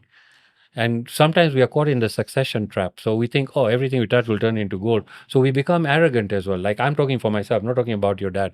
I'm talking about myself, that everything I was touching into gold. Yeah. Right. So I became, and then people had come and told me. But there are certain times you ignore, you think these are, what do you call, people trying to slow you down. But sometimes they have good intentions. What were the signs, Bobby? Like what even were you my saying? banker had told me, he says, I really like you. But the problem with you is you've just learned to walk. Now, instead of jogging, you want to go and do sprint straight away. From jogging, you should even learn to do a marathon. It's a long, long journey. You just want to sprint all the time. And, I was like, yeah, okay, good, whatever. But he was telling me, there were other people who were telling me, you need to do X, Y, Z in your business, bring it down, don't open the second, third branch. And me, I'm like, no, that's an opportunity, open. But, now the VAT has been introduced, zero rating has gone. Competition is increasing. People are coming, bringing stuff from all over the world. These are signs. But you think, no, I may have built a brand. People will come to me. Arrogance comes in, and I'm telling you, I was an arrogant businessman. Okay. But sometimes I was arrogant because I was too busy, and I was not stopping to step back and think. Yeah. We're just too busy doing things. So retrospectively looking back at it, if there's someone in your position right now, what would you tell them to do? Stop, pause, go and listen to people. The signs are there. Reach out to people who've done this before you, who've succeeded and failed and come back. Get a mentor, get a coach, get somebody. This is the stuff that I tell people. Why? If you get a coach, he's already done what you've done. He'll get you to your place faster, but saving you a lot of heartache and pain and money. Yeah. Right? Reach out to these people. In today's world and age, there are many of those people. Seek sort of like a role We'll model. watch your podcast. Subscribe. Yeah, subscribe to this podcast, because this is what you need to be watching and learning from. How important were the people that you employed? Because as a leader, as someone who's established quite a lot of success, again, arrogance comes into play. And I've worked with folks who are like, it's my way or the highway. Yeah, I was one of those. Yeah. And do you think your colleagues had seen that there was something going on and should have listened? So, people is about 4 pillars. I mean, not people, business. Business is about 4 pillars. One of them is people, very crucial factor. You need people to grow, right? The second is execution, third is strategy, and fourth is cash. So at one point, everything was okay, right? Cash, execution, strategy, everything was fine. As we started growing, the strategy was not right. Too much expansion. Too quick. Right, yeah. And then the people and the execution were not matching. Okay. So can you see the disparity? You're growing. In my head, right now I'm 52 years old. Yeah. I think I can do things over 30-year-old. So until I physically go and do it, the mind and the body are not in coordination. So when I'm playing paddle and football, I have to be careful. I'm not 30. I'm 52. That coordinate. So the same is happening in business. Yeah. The others are not in sync. You're going faster than your systems and processes and people. And then that's when the problem starts. But these are signs. Consultants are coming and telling you you're not implementing what they're telling you. Some you are, some you're not. Some you're thinking they're telling you because they're not in sync with you. So they think you think they're trying to slow you down. No. Really. They're consultants. They're telling you. Why aren't you listening? Why aren't you listening? And so this. You also went through fraud at one point, which you talked about at Financially Incorrect. I think 40 million. Well, that was what I told them over there, but I had fraud 3 times. Really? Yeah.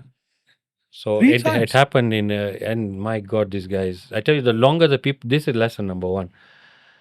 The longer the people have worked with you, right? They understand you 100%. They know what you look for, how you behave, what your times are scheduled. They know you everything, right? They can use that against you.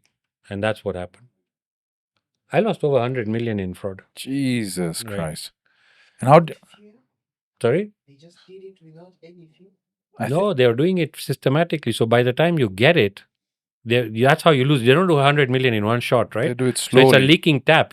So you're wondering, why is your OD and your facility, why are you now reaching hardcore levels? Why are you not able to service them? And you're looking at every loophole, every system, every process. We have audits, we have everything going on. But you can't find, they do it so systematically. Yeah. And that's how it happens over a period of time. It's something similar to what Nakumat had with stock and Yeah, but you store see, and systems. when it took this long for me to get to where I was. When Nakuma thing was happening, I had already sensed everything. I had felt it. But they were just 20 times, 30 times bigger than we were. Yeah. So it takes long. They can ride it longer because it can't just happen overnight. You discover. Yeah. But one day it's going to happen, and I knew what was going to happen. So I could see this, and it happened to me. Right. How old were you at that time, Bob? Because this was around 2015, 2016, yeah?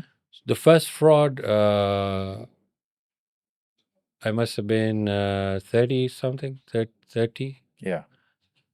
So then the second fraud, but the second one hit me. That's the one I was talking about, the 40, 45 million. Like that one just put me down. Like I had no will now, to even, because the first fraud, when it happened, the margins were still good and we were growing. We were in growth phase. So you said you could cover it. I'll cover it, and I did. Right. I will, or not completely 100%, but I did. You did, yeah.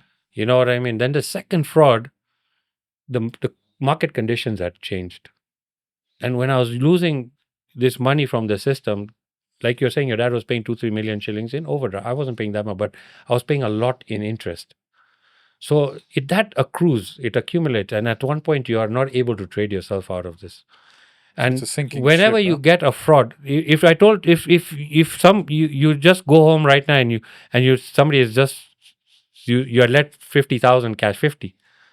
And you go and somebody has stolen your 50,000 cash. Even leave 50, 20,000. How are you going to feel? Like shit. Yeah, you'll feel like shit. 20,000 you just lost out of, just lost it. Right? Now we are talking millions. Can you imagine the mental impact it has, the strain it has on your marriage, the relationships, the people, the trust in you? You lose faith in everything. You even question, is there a God? From the first to second fraud, did you change anything in between? So many. More And it systems. still happened. Still happened, bro. Today, which is the industry that is being experiencing fraud like you can't Banking, imagine? right? Banking. Look at, Yeah, crazy. the figures you read in the newspaper, They're hidden. those It's not are, true. they cannot disclose the Yeah. real. We deal with a lot of these banks, and the stories they tell us, Yeah. it's not just from cybercrime. Internally, like I've dealt with banks Yeah. who procure services through Yeah. third-party entities Yeah. that have no right. Like if you were to procure from Microsoft, Yes. you're big enough to procure directly. Yeah. Why are you going through Juguna's IT shop? Mm. So at that level, at such scale, the amount of theft that I see. Yeah. So you're now in a position where, okay, Now, it's just a thought. Sorry. yeah, yes, And don't yeah, forget. please. You imagine these guys are experiencing fraud, right? They have all the system processes, money, power, everything. Who am I? And yet I was expanding and, doing things. Okay, maybe I should have, I told you, yes, I wasn't in sync with the system processes people. Yeah. So that's what made it worse. Okay. But I should have toned down at some point and stayed at a certain level, but still be big. How are things for you personally then? Because it's a sinking ship, your relationship. I remember mentioning it, you mentioned at one point, school fees at ISK. It's like what, $30,000 to $50,000 per person. How are you committing to that? Because you've lost all this. And again, you're accustomed to a certain lifestyle at this point, right? That's the hard bit, right? Because you are now socially seen as This guy. right? So you have already built this persona and image, and now all this is going to start unfolding, right? It's going to start crumbling. So you go through anxiety. Like I said it, you go through every negative emotion in the world. Every emotion except positive ones. They're only negative emotions you can experience during this time. And Because you're thinking, what are people going to say? What's going to happen to my family? I'm going to be on the streets. Can I do this again?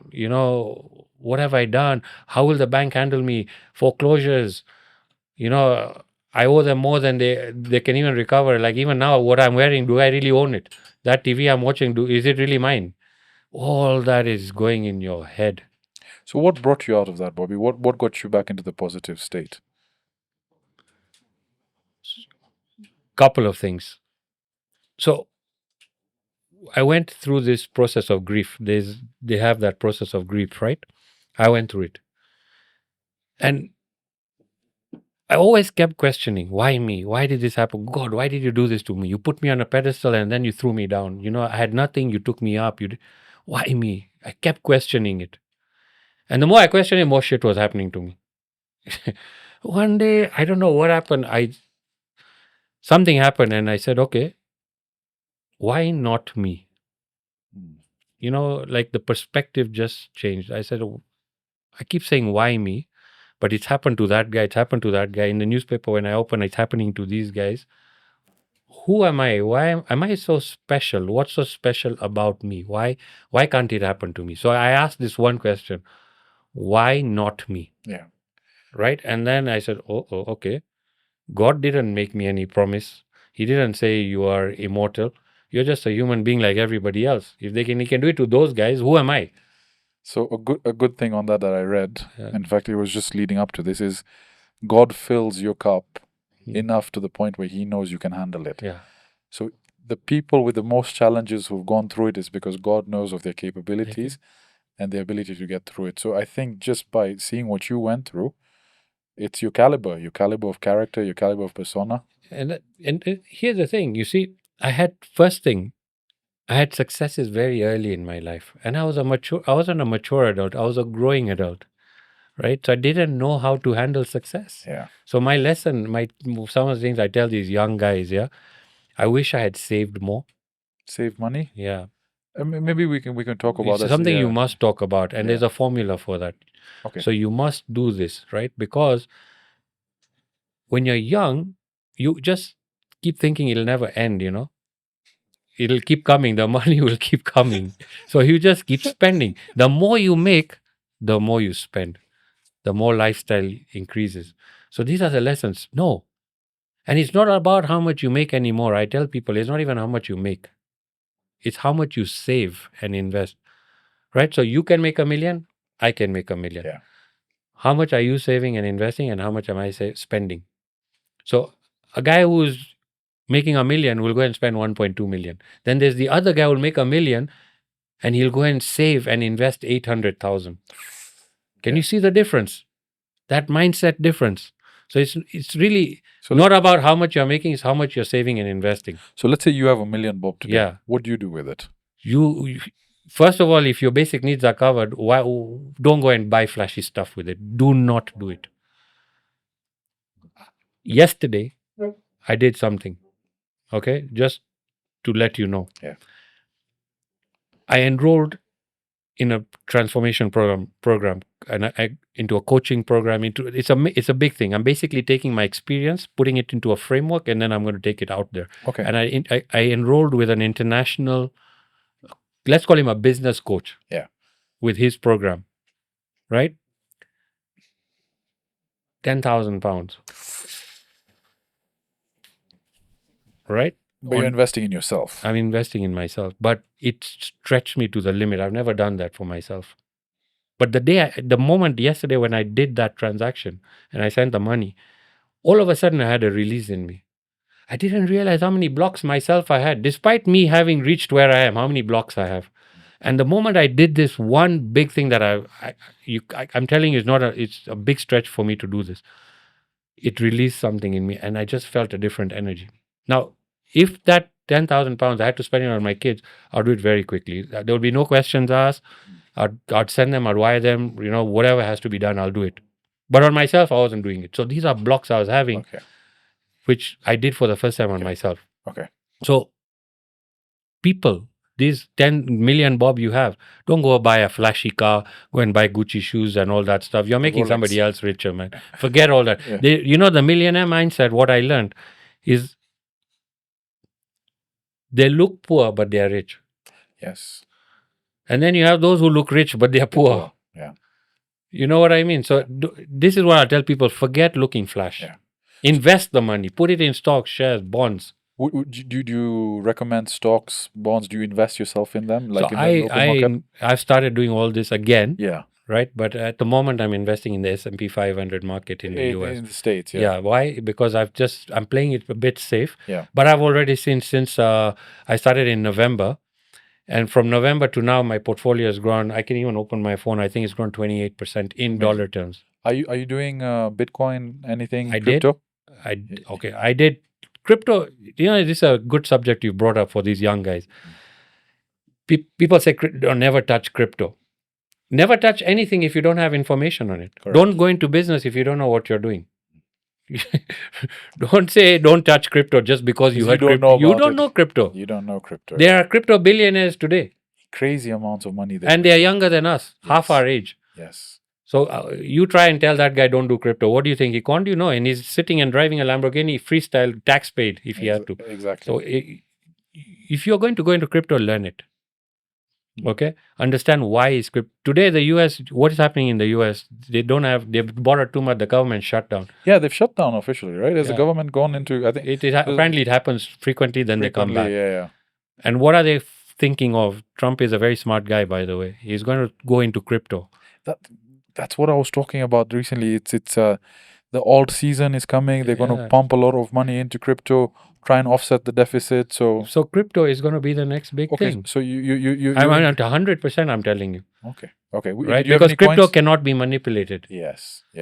Our foreign today, people invest in bonds, right? So the government says we want to borrow money. Yeah. Then they come and tell you we're going to give you 18.5% interest. Wow. So what do? You start going into putting your money in bonds and getting 18.5. For heaven's sake, my business doesn't give me that much margin. Just put it in the government, give it to the government. But the question is, what happens if the government defaults?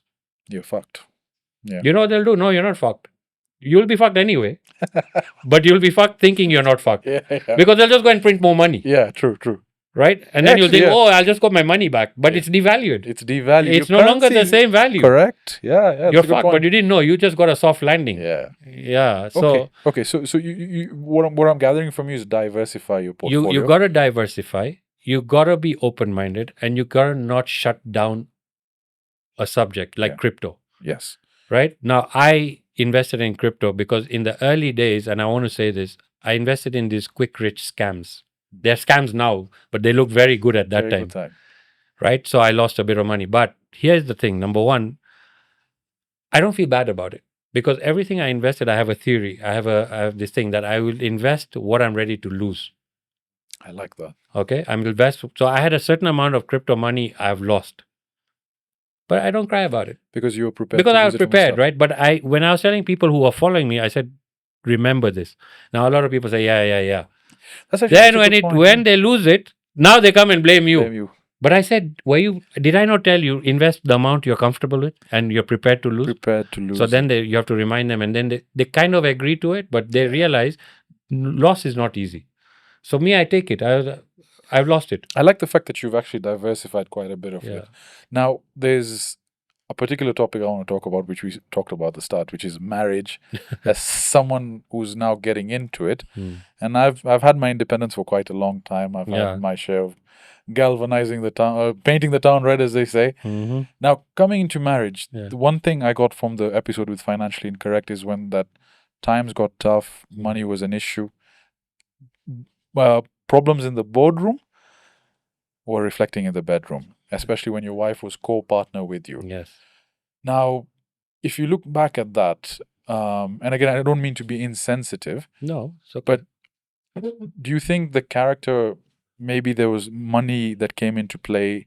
Because when you marry someone, right, it's through thick and thin, through heaven or hell, right? How important is it identifying that characteristic? And did you actually expect that to happen when it happened? you've asked a lot, but I'll tell you. I mean, yeah. Sorry. Yeah, I went it's spinning. good. Sorry. And Yeah. it's fine. It's Yeah, sorry. maybe it's a sensitive question. Yeah. But I'll tell you one thing, right? When I told you that I told friends invest in crypto, whatever you're willing to lose, and they all agreed, right?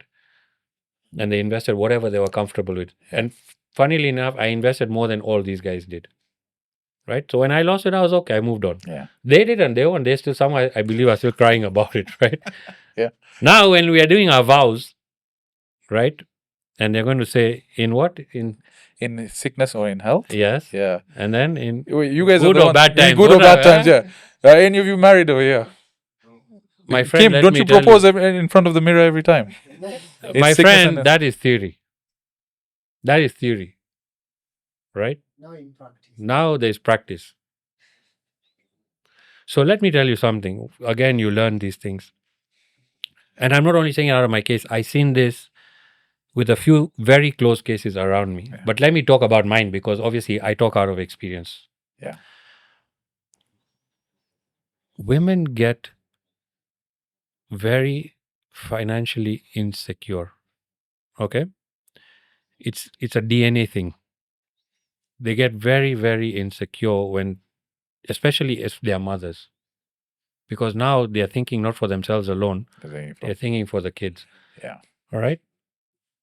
So when things are going rosy, life is good, and there are a little bit of turbulence, they can handle it because they're not in. They can see financial stability, so everything is going okay for them. The only problems you have are common problems. Everyone can handle them.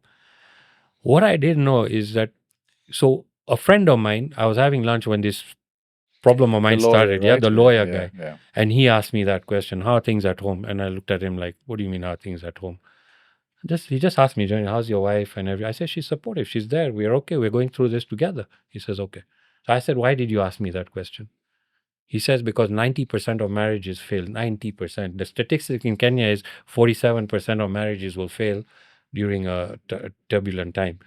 Wow. I'm telling you, 90% will fail during turbulent times." So at that time, I wrote him off.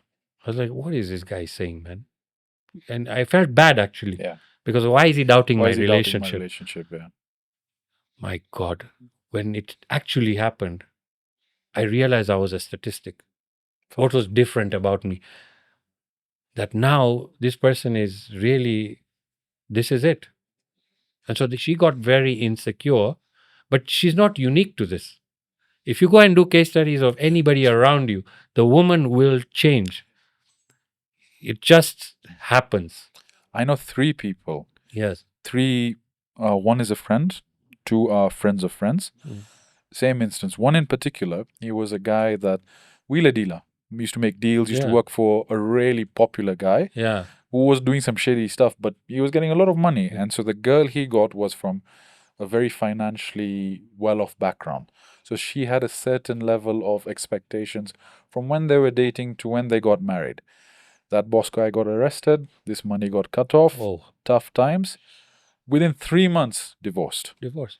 And he was in love with her. He went through this whole phase of basically he got drunk, he had to go to rehab, but he couldn't accept that fact. But when I saw that, I was like, okay, how do I save myself from that? Do I find a girl that's just not obsessed with money, who money never is an issue? But then when you look at the statistics, maybe it's because I'm doing financially well right now. It seems that way, you know? Yeah, no, don't everyone for himself. And I'll tell you one thing. My wife came from a very wealthy family, and so I was driven to give her everything. And so I really was working my ass off to give her the best. Yeah. Right. So she didn't marry me because of money. I didn't have it. Yeah. We yeah. built it We together. built it together, yeah. Right. But we got accustomed to a lifestyle. And I think and we had yeah. responsibilities and family and kids. And then, the insecurities came in because now she doesn't have her parents to fall on rightfully. She's not their responsibility. She's an adult. And now everything's crumbling down. Right. So that insecurity trigger came on. Now, this guy, I don't know him. Like, I don't want to say that the girl was a gold digger and she was enjoying this lifestyle and all. Maybe her insecurity trigger also came on. Yeah, it And did, once yeah. that trigger comes on, they're a different human being. They change. It's like they say Zameen or Asman Sky and a completely different Yeah, person. and it's circumstances. Today you're doing financially well, and even your wife to be is not even thinking of your financial. She's thinking of you and the nice life that's going to happen ahead. Isn't it? So we can't say that she's marrying you because of stability, and you can't say you're going to look for this person who's going to guarantee you this. That's not going to happen. It does not happen. That's not how life works. If that in your heart and your gut you feel that this is the woman I want to live with the rest of my life, that's the one you're going to follow. That feeling. Yeah. The other is overthinking. In Islam, I'm allowed 4 times, so it's okay. You see, you're the. But Bobby, how are you dealing through that when you realize it's over? I mean, what's going through your mind? First of all, when she walked out, like, it came as a shock, right? Like, Yeah. what is going on here? Yeah. But then I was too deep into things. And I had these kids who are now in high school, they're teenagers, and I don't want them to get out of high school. And it's ISK. You still have to. They Yeah, have to and they're thinking, oh, we're going to university. Plans and dreams are there. Which university, which country, all that stuff is going on. I'm going through a lot of shit in my head. Yeah, like I'm melting. I'm dying. Basically, let me tell you something. I was suicidal. I'm just being honest with you. I was suicidal. Okay, and I even research how do I kill myself. And it's not easy to kill yourself. Do you know that? I tried. I said, okay, now if I cut myself here, am I going to watch myself bleed to death and suffer? First of all, I don't like the sight of blood. Okay, I'm dying anyway, but still. So that is too painful. Then I said, okay, let's look at this ceiling over here. Let's put a noose. Then I have to get a table, a stand. Then I have to put this thing in such a way that it'll actually fit me. And when that stool goes down, it will do the job. Chances of that happening, I don't see it happening. I wanted to put it in perspective that people say, I will just kill myself. Okay, then I thought, okay, let me take this car and drive it off a cliff, right? Where do I go? I go to that Nevasha escarpment. Am I going to survive? In fact, I'll just come out more damaged. I don't think I'll die. Then you think of a head-on collision. You think of all these things. They are not easy to do.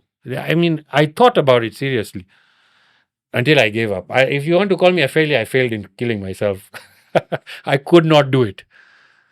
So I had no choice. Now I'm thinking, okay, I've lost everything.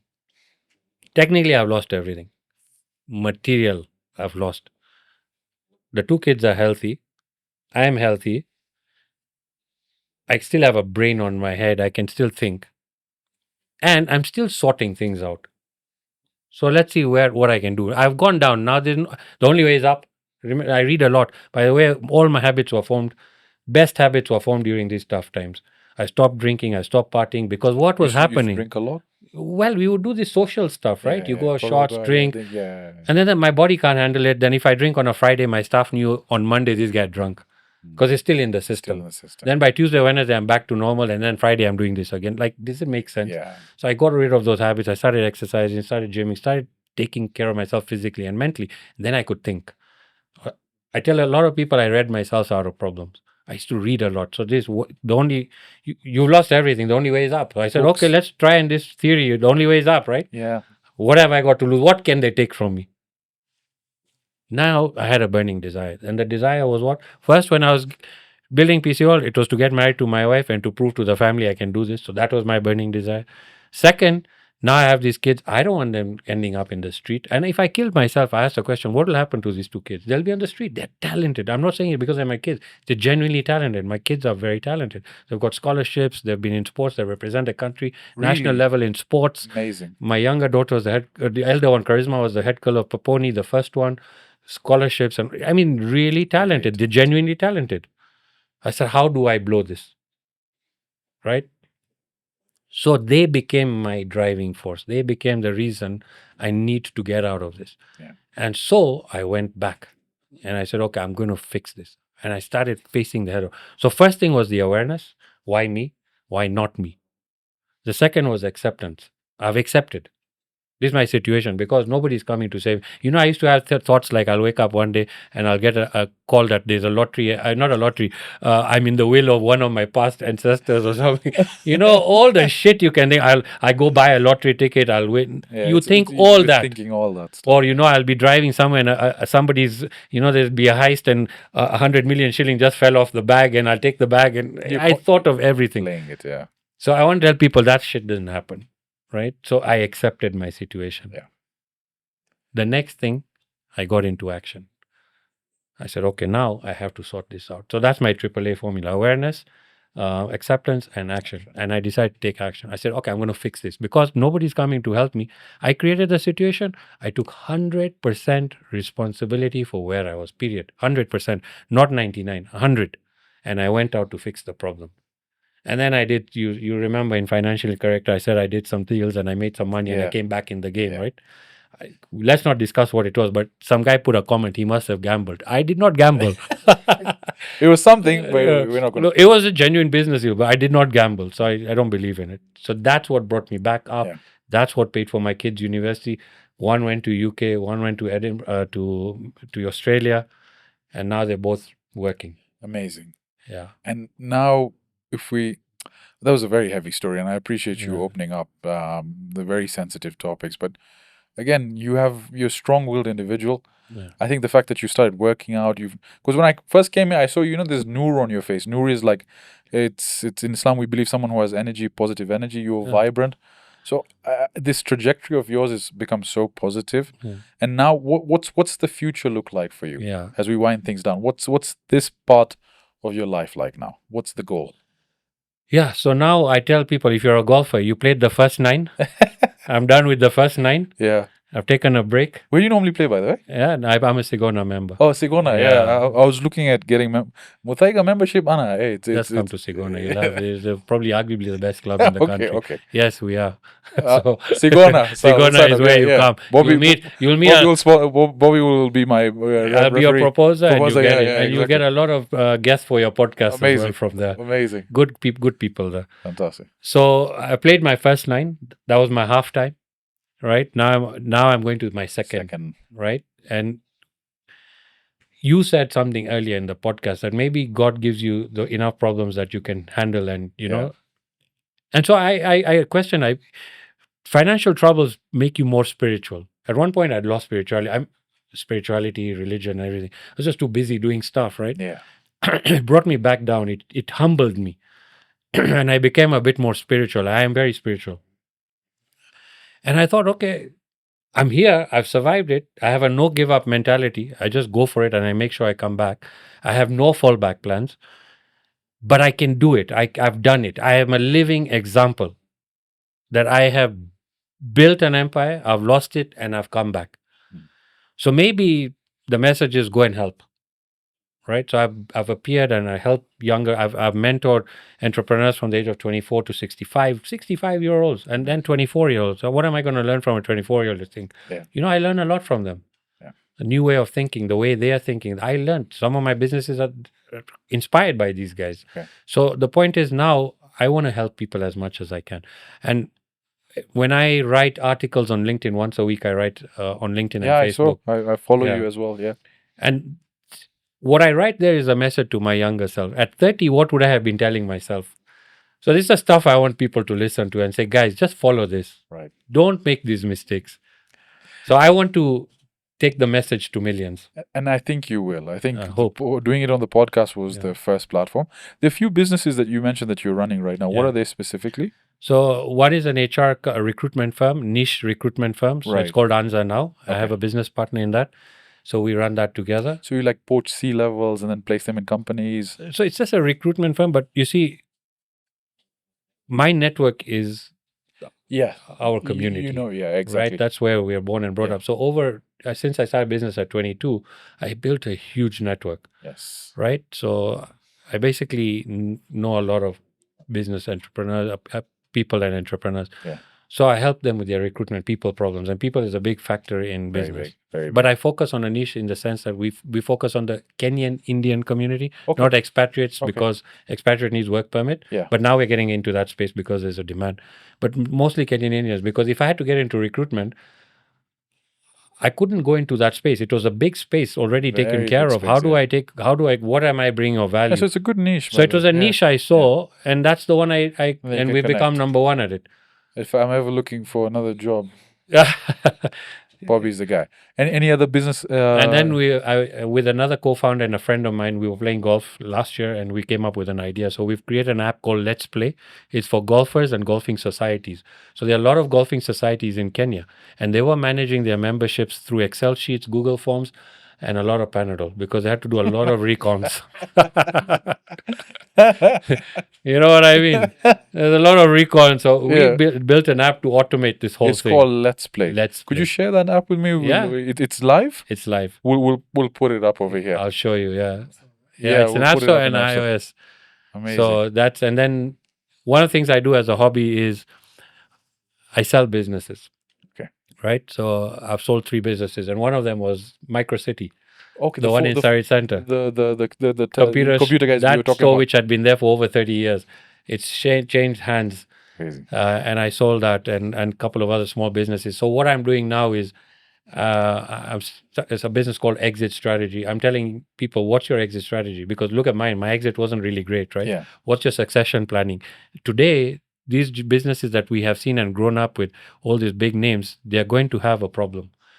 Very few will transition to second, third, fourth generation. Yeah. What's going to happen to those guys who don't have family members or children wanting to come back to their businesses? True. So you either shut your business, which I just learned the other day. A friend of mine told me that the guy shut a 40-year-old business, then another one, 100-year-old business. They just shut it down. They didn't even sell it. They didn't manage to sell it. So here I'm trying to tell young entrepreneurs they should think of succession planning from now. In fact, when you start a business, think what's your end game. That's very good. See the end. Like, what's the plan? Yeah. Because after you, who's going to take it over? So What's the next steps? Yeah. so when you start, think what's you're out. Out. So then you don't get emotionally entwined in it, and you are ready to let go of it when the time comes. But you've planted the seed from day one. Okay. So that's the kind of stuff that I'm doing. And then I've been helping international startups set up and scale up in Kenya. So I've done 5 assignments. Most of these guys hire me for 6 months. They keep me for 5 years, 2 years, and I help them.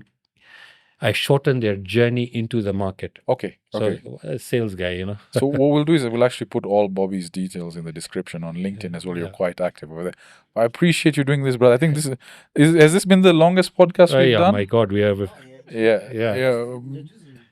Is it? This is close to 2 hours, maybe. Yeah. It's 2 hours. Oh my God, you'll have to do a lot of editing, my friend. No. This we'll keep it on. The only editing, Kim, don't lose the footage. Bobby's a busy man. Yeah. He charges in Bitcoin to sit over here. Yeah. By the way, when I met Robert Kiyosaki, he told me 2 things. Yeah. You met him? Yeah, when he came 2 years ago, and he brought an international speaker who I've signed up with that £10,000 journey. Yeah. Robert Kiyosaki said 2 things. He says, if you don't want to do anything else and you just want to be a safe investor and still become rich, go and invest in 2 things. Right? He says 1, Bitcoin. Really? Right. And when he told us that time Bitcoin was trading at, I think, $50,000. Oh, fuck. You must have made a lot of money. No, but I didn't listen to the guy, right? Because I was... This is why I'm telling you guys, you listen to this shit, man. And the second, he said gold. Yes. Okay. Physical gold, oh? Physical gold or trade in gold. If you're going to, you have a lot of platforms and apps. Yeah. So you can either buy, you don't have to buy a full Bitcoin. But then that's such a good point is buy and hold is the strategy, right? He just said buy and hold. Yeah. That's it. He said just leave it, forget it. Because I think people panic. They see these dips and it's extremely volatile. I mean, you'll see crazy. Don't panic. Yeah. Buy, hold, because the long-term trajectory absolutely is going to go so up. For when I'm now trading in stocks and shares in the US stock markets is for long term. I'm not looking. I don't come and trade, and I don't look at my screen every day. Okay. I open it once in 2 months, 3 months because I just do it, and then I see oh great, and then I leave it. Which platform are you using for that? Dovu. It's called Dovu. Yeah, Have you heard? Dovu, there's Radhika. There's what's her name? It's Radhika, right? Yeah. Get her over here and talk about. Actually, that would be one of the interesting. things that I'd like you to do is get her on Yeah. to talk about financial discipline and investing, because this. No, that would actually be a good Talk to her. Radhika. I'll connect you. Dovu Capital, I've heard of it. Yeah. Yeah. In fact, I think I signed up for their thing. Yeah. Okay, interesting. Dovu. I'm using Dovu, and I'm using because I know her. Yeah. I like to support a local platform, and, Yeah. and I'm doing well. I've made 28-30% return. Amazing. Yeah, But my Bobby, money's safe. I want you to keep coming back on And one more CoffeePump. thing was Yeah. I told you gold, right? Gold, now yeah, I want you Bitcoin. to do 2 things. Yeah. Yeah. Just go and check the price of Bitcoin today. It's 118. Okay. When he told me it was what? Well, let's see, 50. 50. Yeah. Let me confirm because I Just check. I want to check. No. Bitcoin. Will Bitcoin value today is 100 and just check. I think it's Just check BTC. What is it saying? 115. Bitcoin is 119. Fuck, it went up. 119,000. When he was talking, it was like in the range of 52,000. So So let's put that into perspective. Yeah. If a guy had put 100,000 shillings at that time, yeah, okay, and not done anything with it, and he woke up today, he's doubled his money. I'm betting on a coin called XRP. yeah. So do That your research. I'm hoping. So XRP is trying to replace this real-time ledger of transferring because you can transfer multiple times. Yeah. Like for example, here you can only send someone money from bank to bank before Friday 4 p.m. Yeah. Otherwise, you have to wait till Monday. With XRP, You can do it. you can do it and multiple transactions in 1 second. Yeah. So you don't need to wait So for that's what you call blockchain technology. Yeah, exactly, So exactly. Crypto is part of Yeah, blockchain, and that's exactly. why I'm telling you that this is going to be a big thing. This is the world. It's called Web 3.0, and that's the world is going to move towards that. I was telling these guys, if XRP reaches 10,000, Yeah. we're going Not Japan. if, it's when. Be positive. It's when. So not the- so what is it today. the private it's still $2, $3. I'm hoping it reaches. How much are you willing to lose today? I've put in quite a lot. How much have you put in? I'll tell you offline. Okay. I'll tell you You offline. put, right? I've put in, yeah. Now forget about that money. Yeah. Just, forget. Forget about I it. check it every day, but I forgot. But whatever, where you put, make sure you save the credentials, because you know about the guy who bought 150 bitcoins and lost the hard drive. So what You don't want to be in that situation. What I've done, most of my stuff is on a platform. Yeah. I've been told to invest in a cold wallet Yes. and just keep it in a safety deposit somewhere. Yeah. So these are good tips. I hope you guys have learned something. Yeah. And then Bobby's busy, eh? No, so now if you just go and buy even at 119, go and buy, because I'm going to start doing this. I'm going to buy Bitcoin, and I bought into gold. Yeah. Right? And I just leave them, because Bitcoin will hit even more. On the Dogu app, can you buy gold? Yeah. Okay, I think I'll start doing that. I'll as share well. with you what I bought, and Radhika is very good, and her team are good. Okay. So they can give you good tips. Okay. Yeah. So Bobby, I need you to come back. We normally do these round table things where we just touch base and just like, you know how you meet someone for Koroga. Yeah. When I imagine doing that on a podcast. So you're going to be a Coffee Pump regular. Yeah, I love your energy. I love your I'd love to come. No, this place is open for you. Yeah. If you want, I can dedicate one of these guys to edit your clips. Yeah, it'd be nice to have if you got any messages that stood out. Short reels. So what we'd we be do is, happy to we normally like post 3-4 reels. Yeah. Once the podcast launches, and I'll collab with you so it shows on your page as well. But I appreciate you doing this, man. This has been a really good conversation. Looking forward to part 2, 3, and 4. I appreciate you having me. I hope this helps the listeners. Yes. And good luck to you. You go with that marriage with confidence, huh? Yeah, so Bitcoin If first too. Let's focus on Bitcoin. If this one doesn't work, we've got 3 more, yeah? Sorry. Oh, okay. She's the one. But remember, you need her consent for the other 3. Exactly. Yeah? So you're tied. Guys, this has been Coffee Pump. We'll catch you in the next episode. Thank you.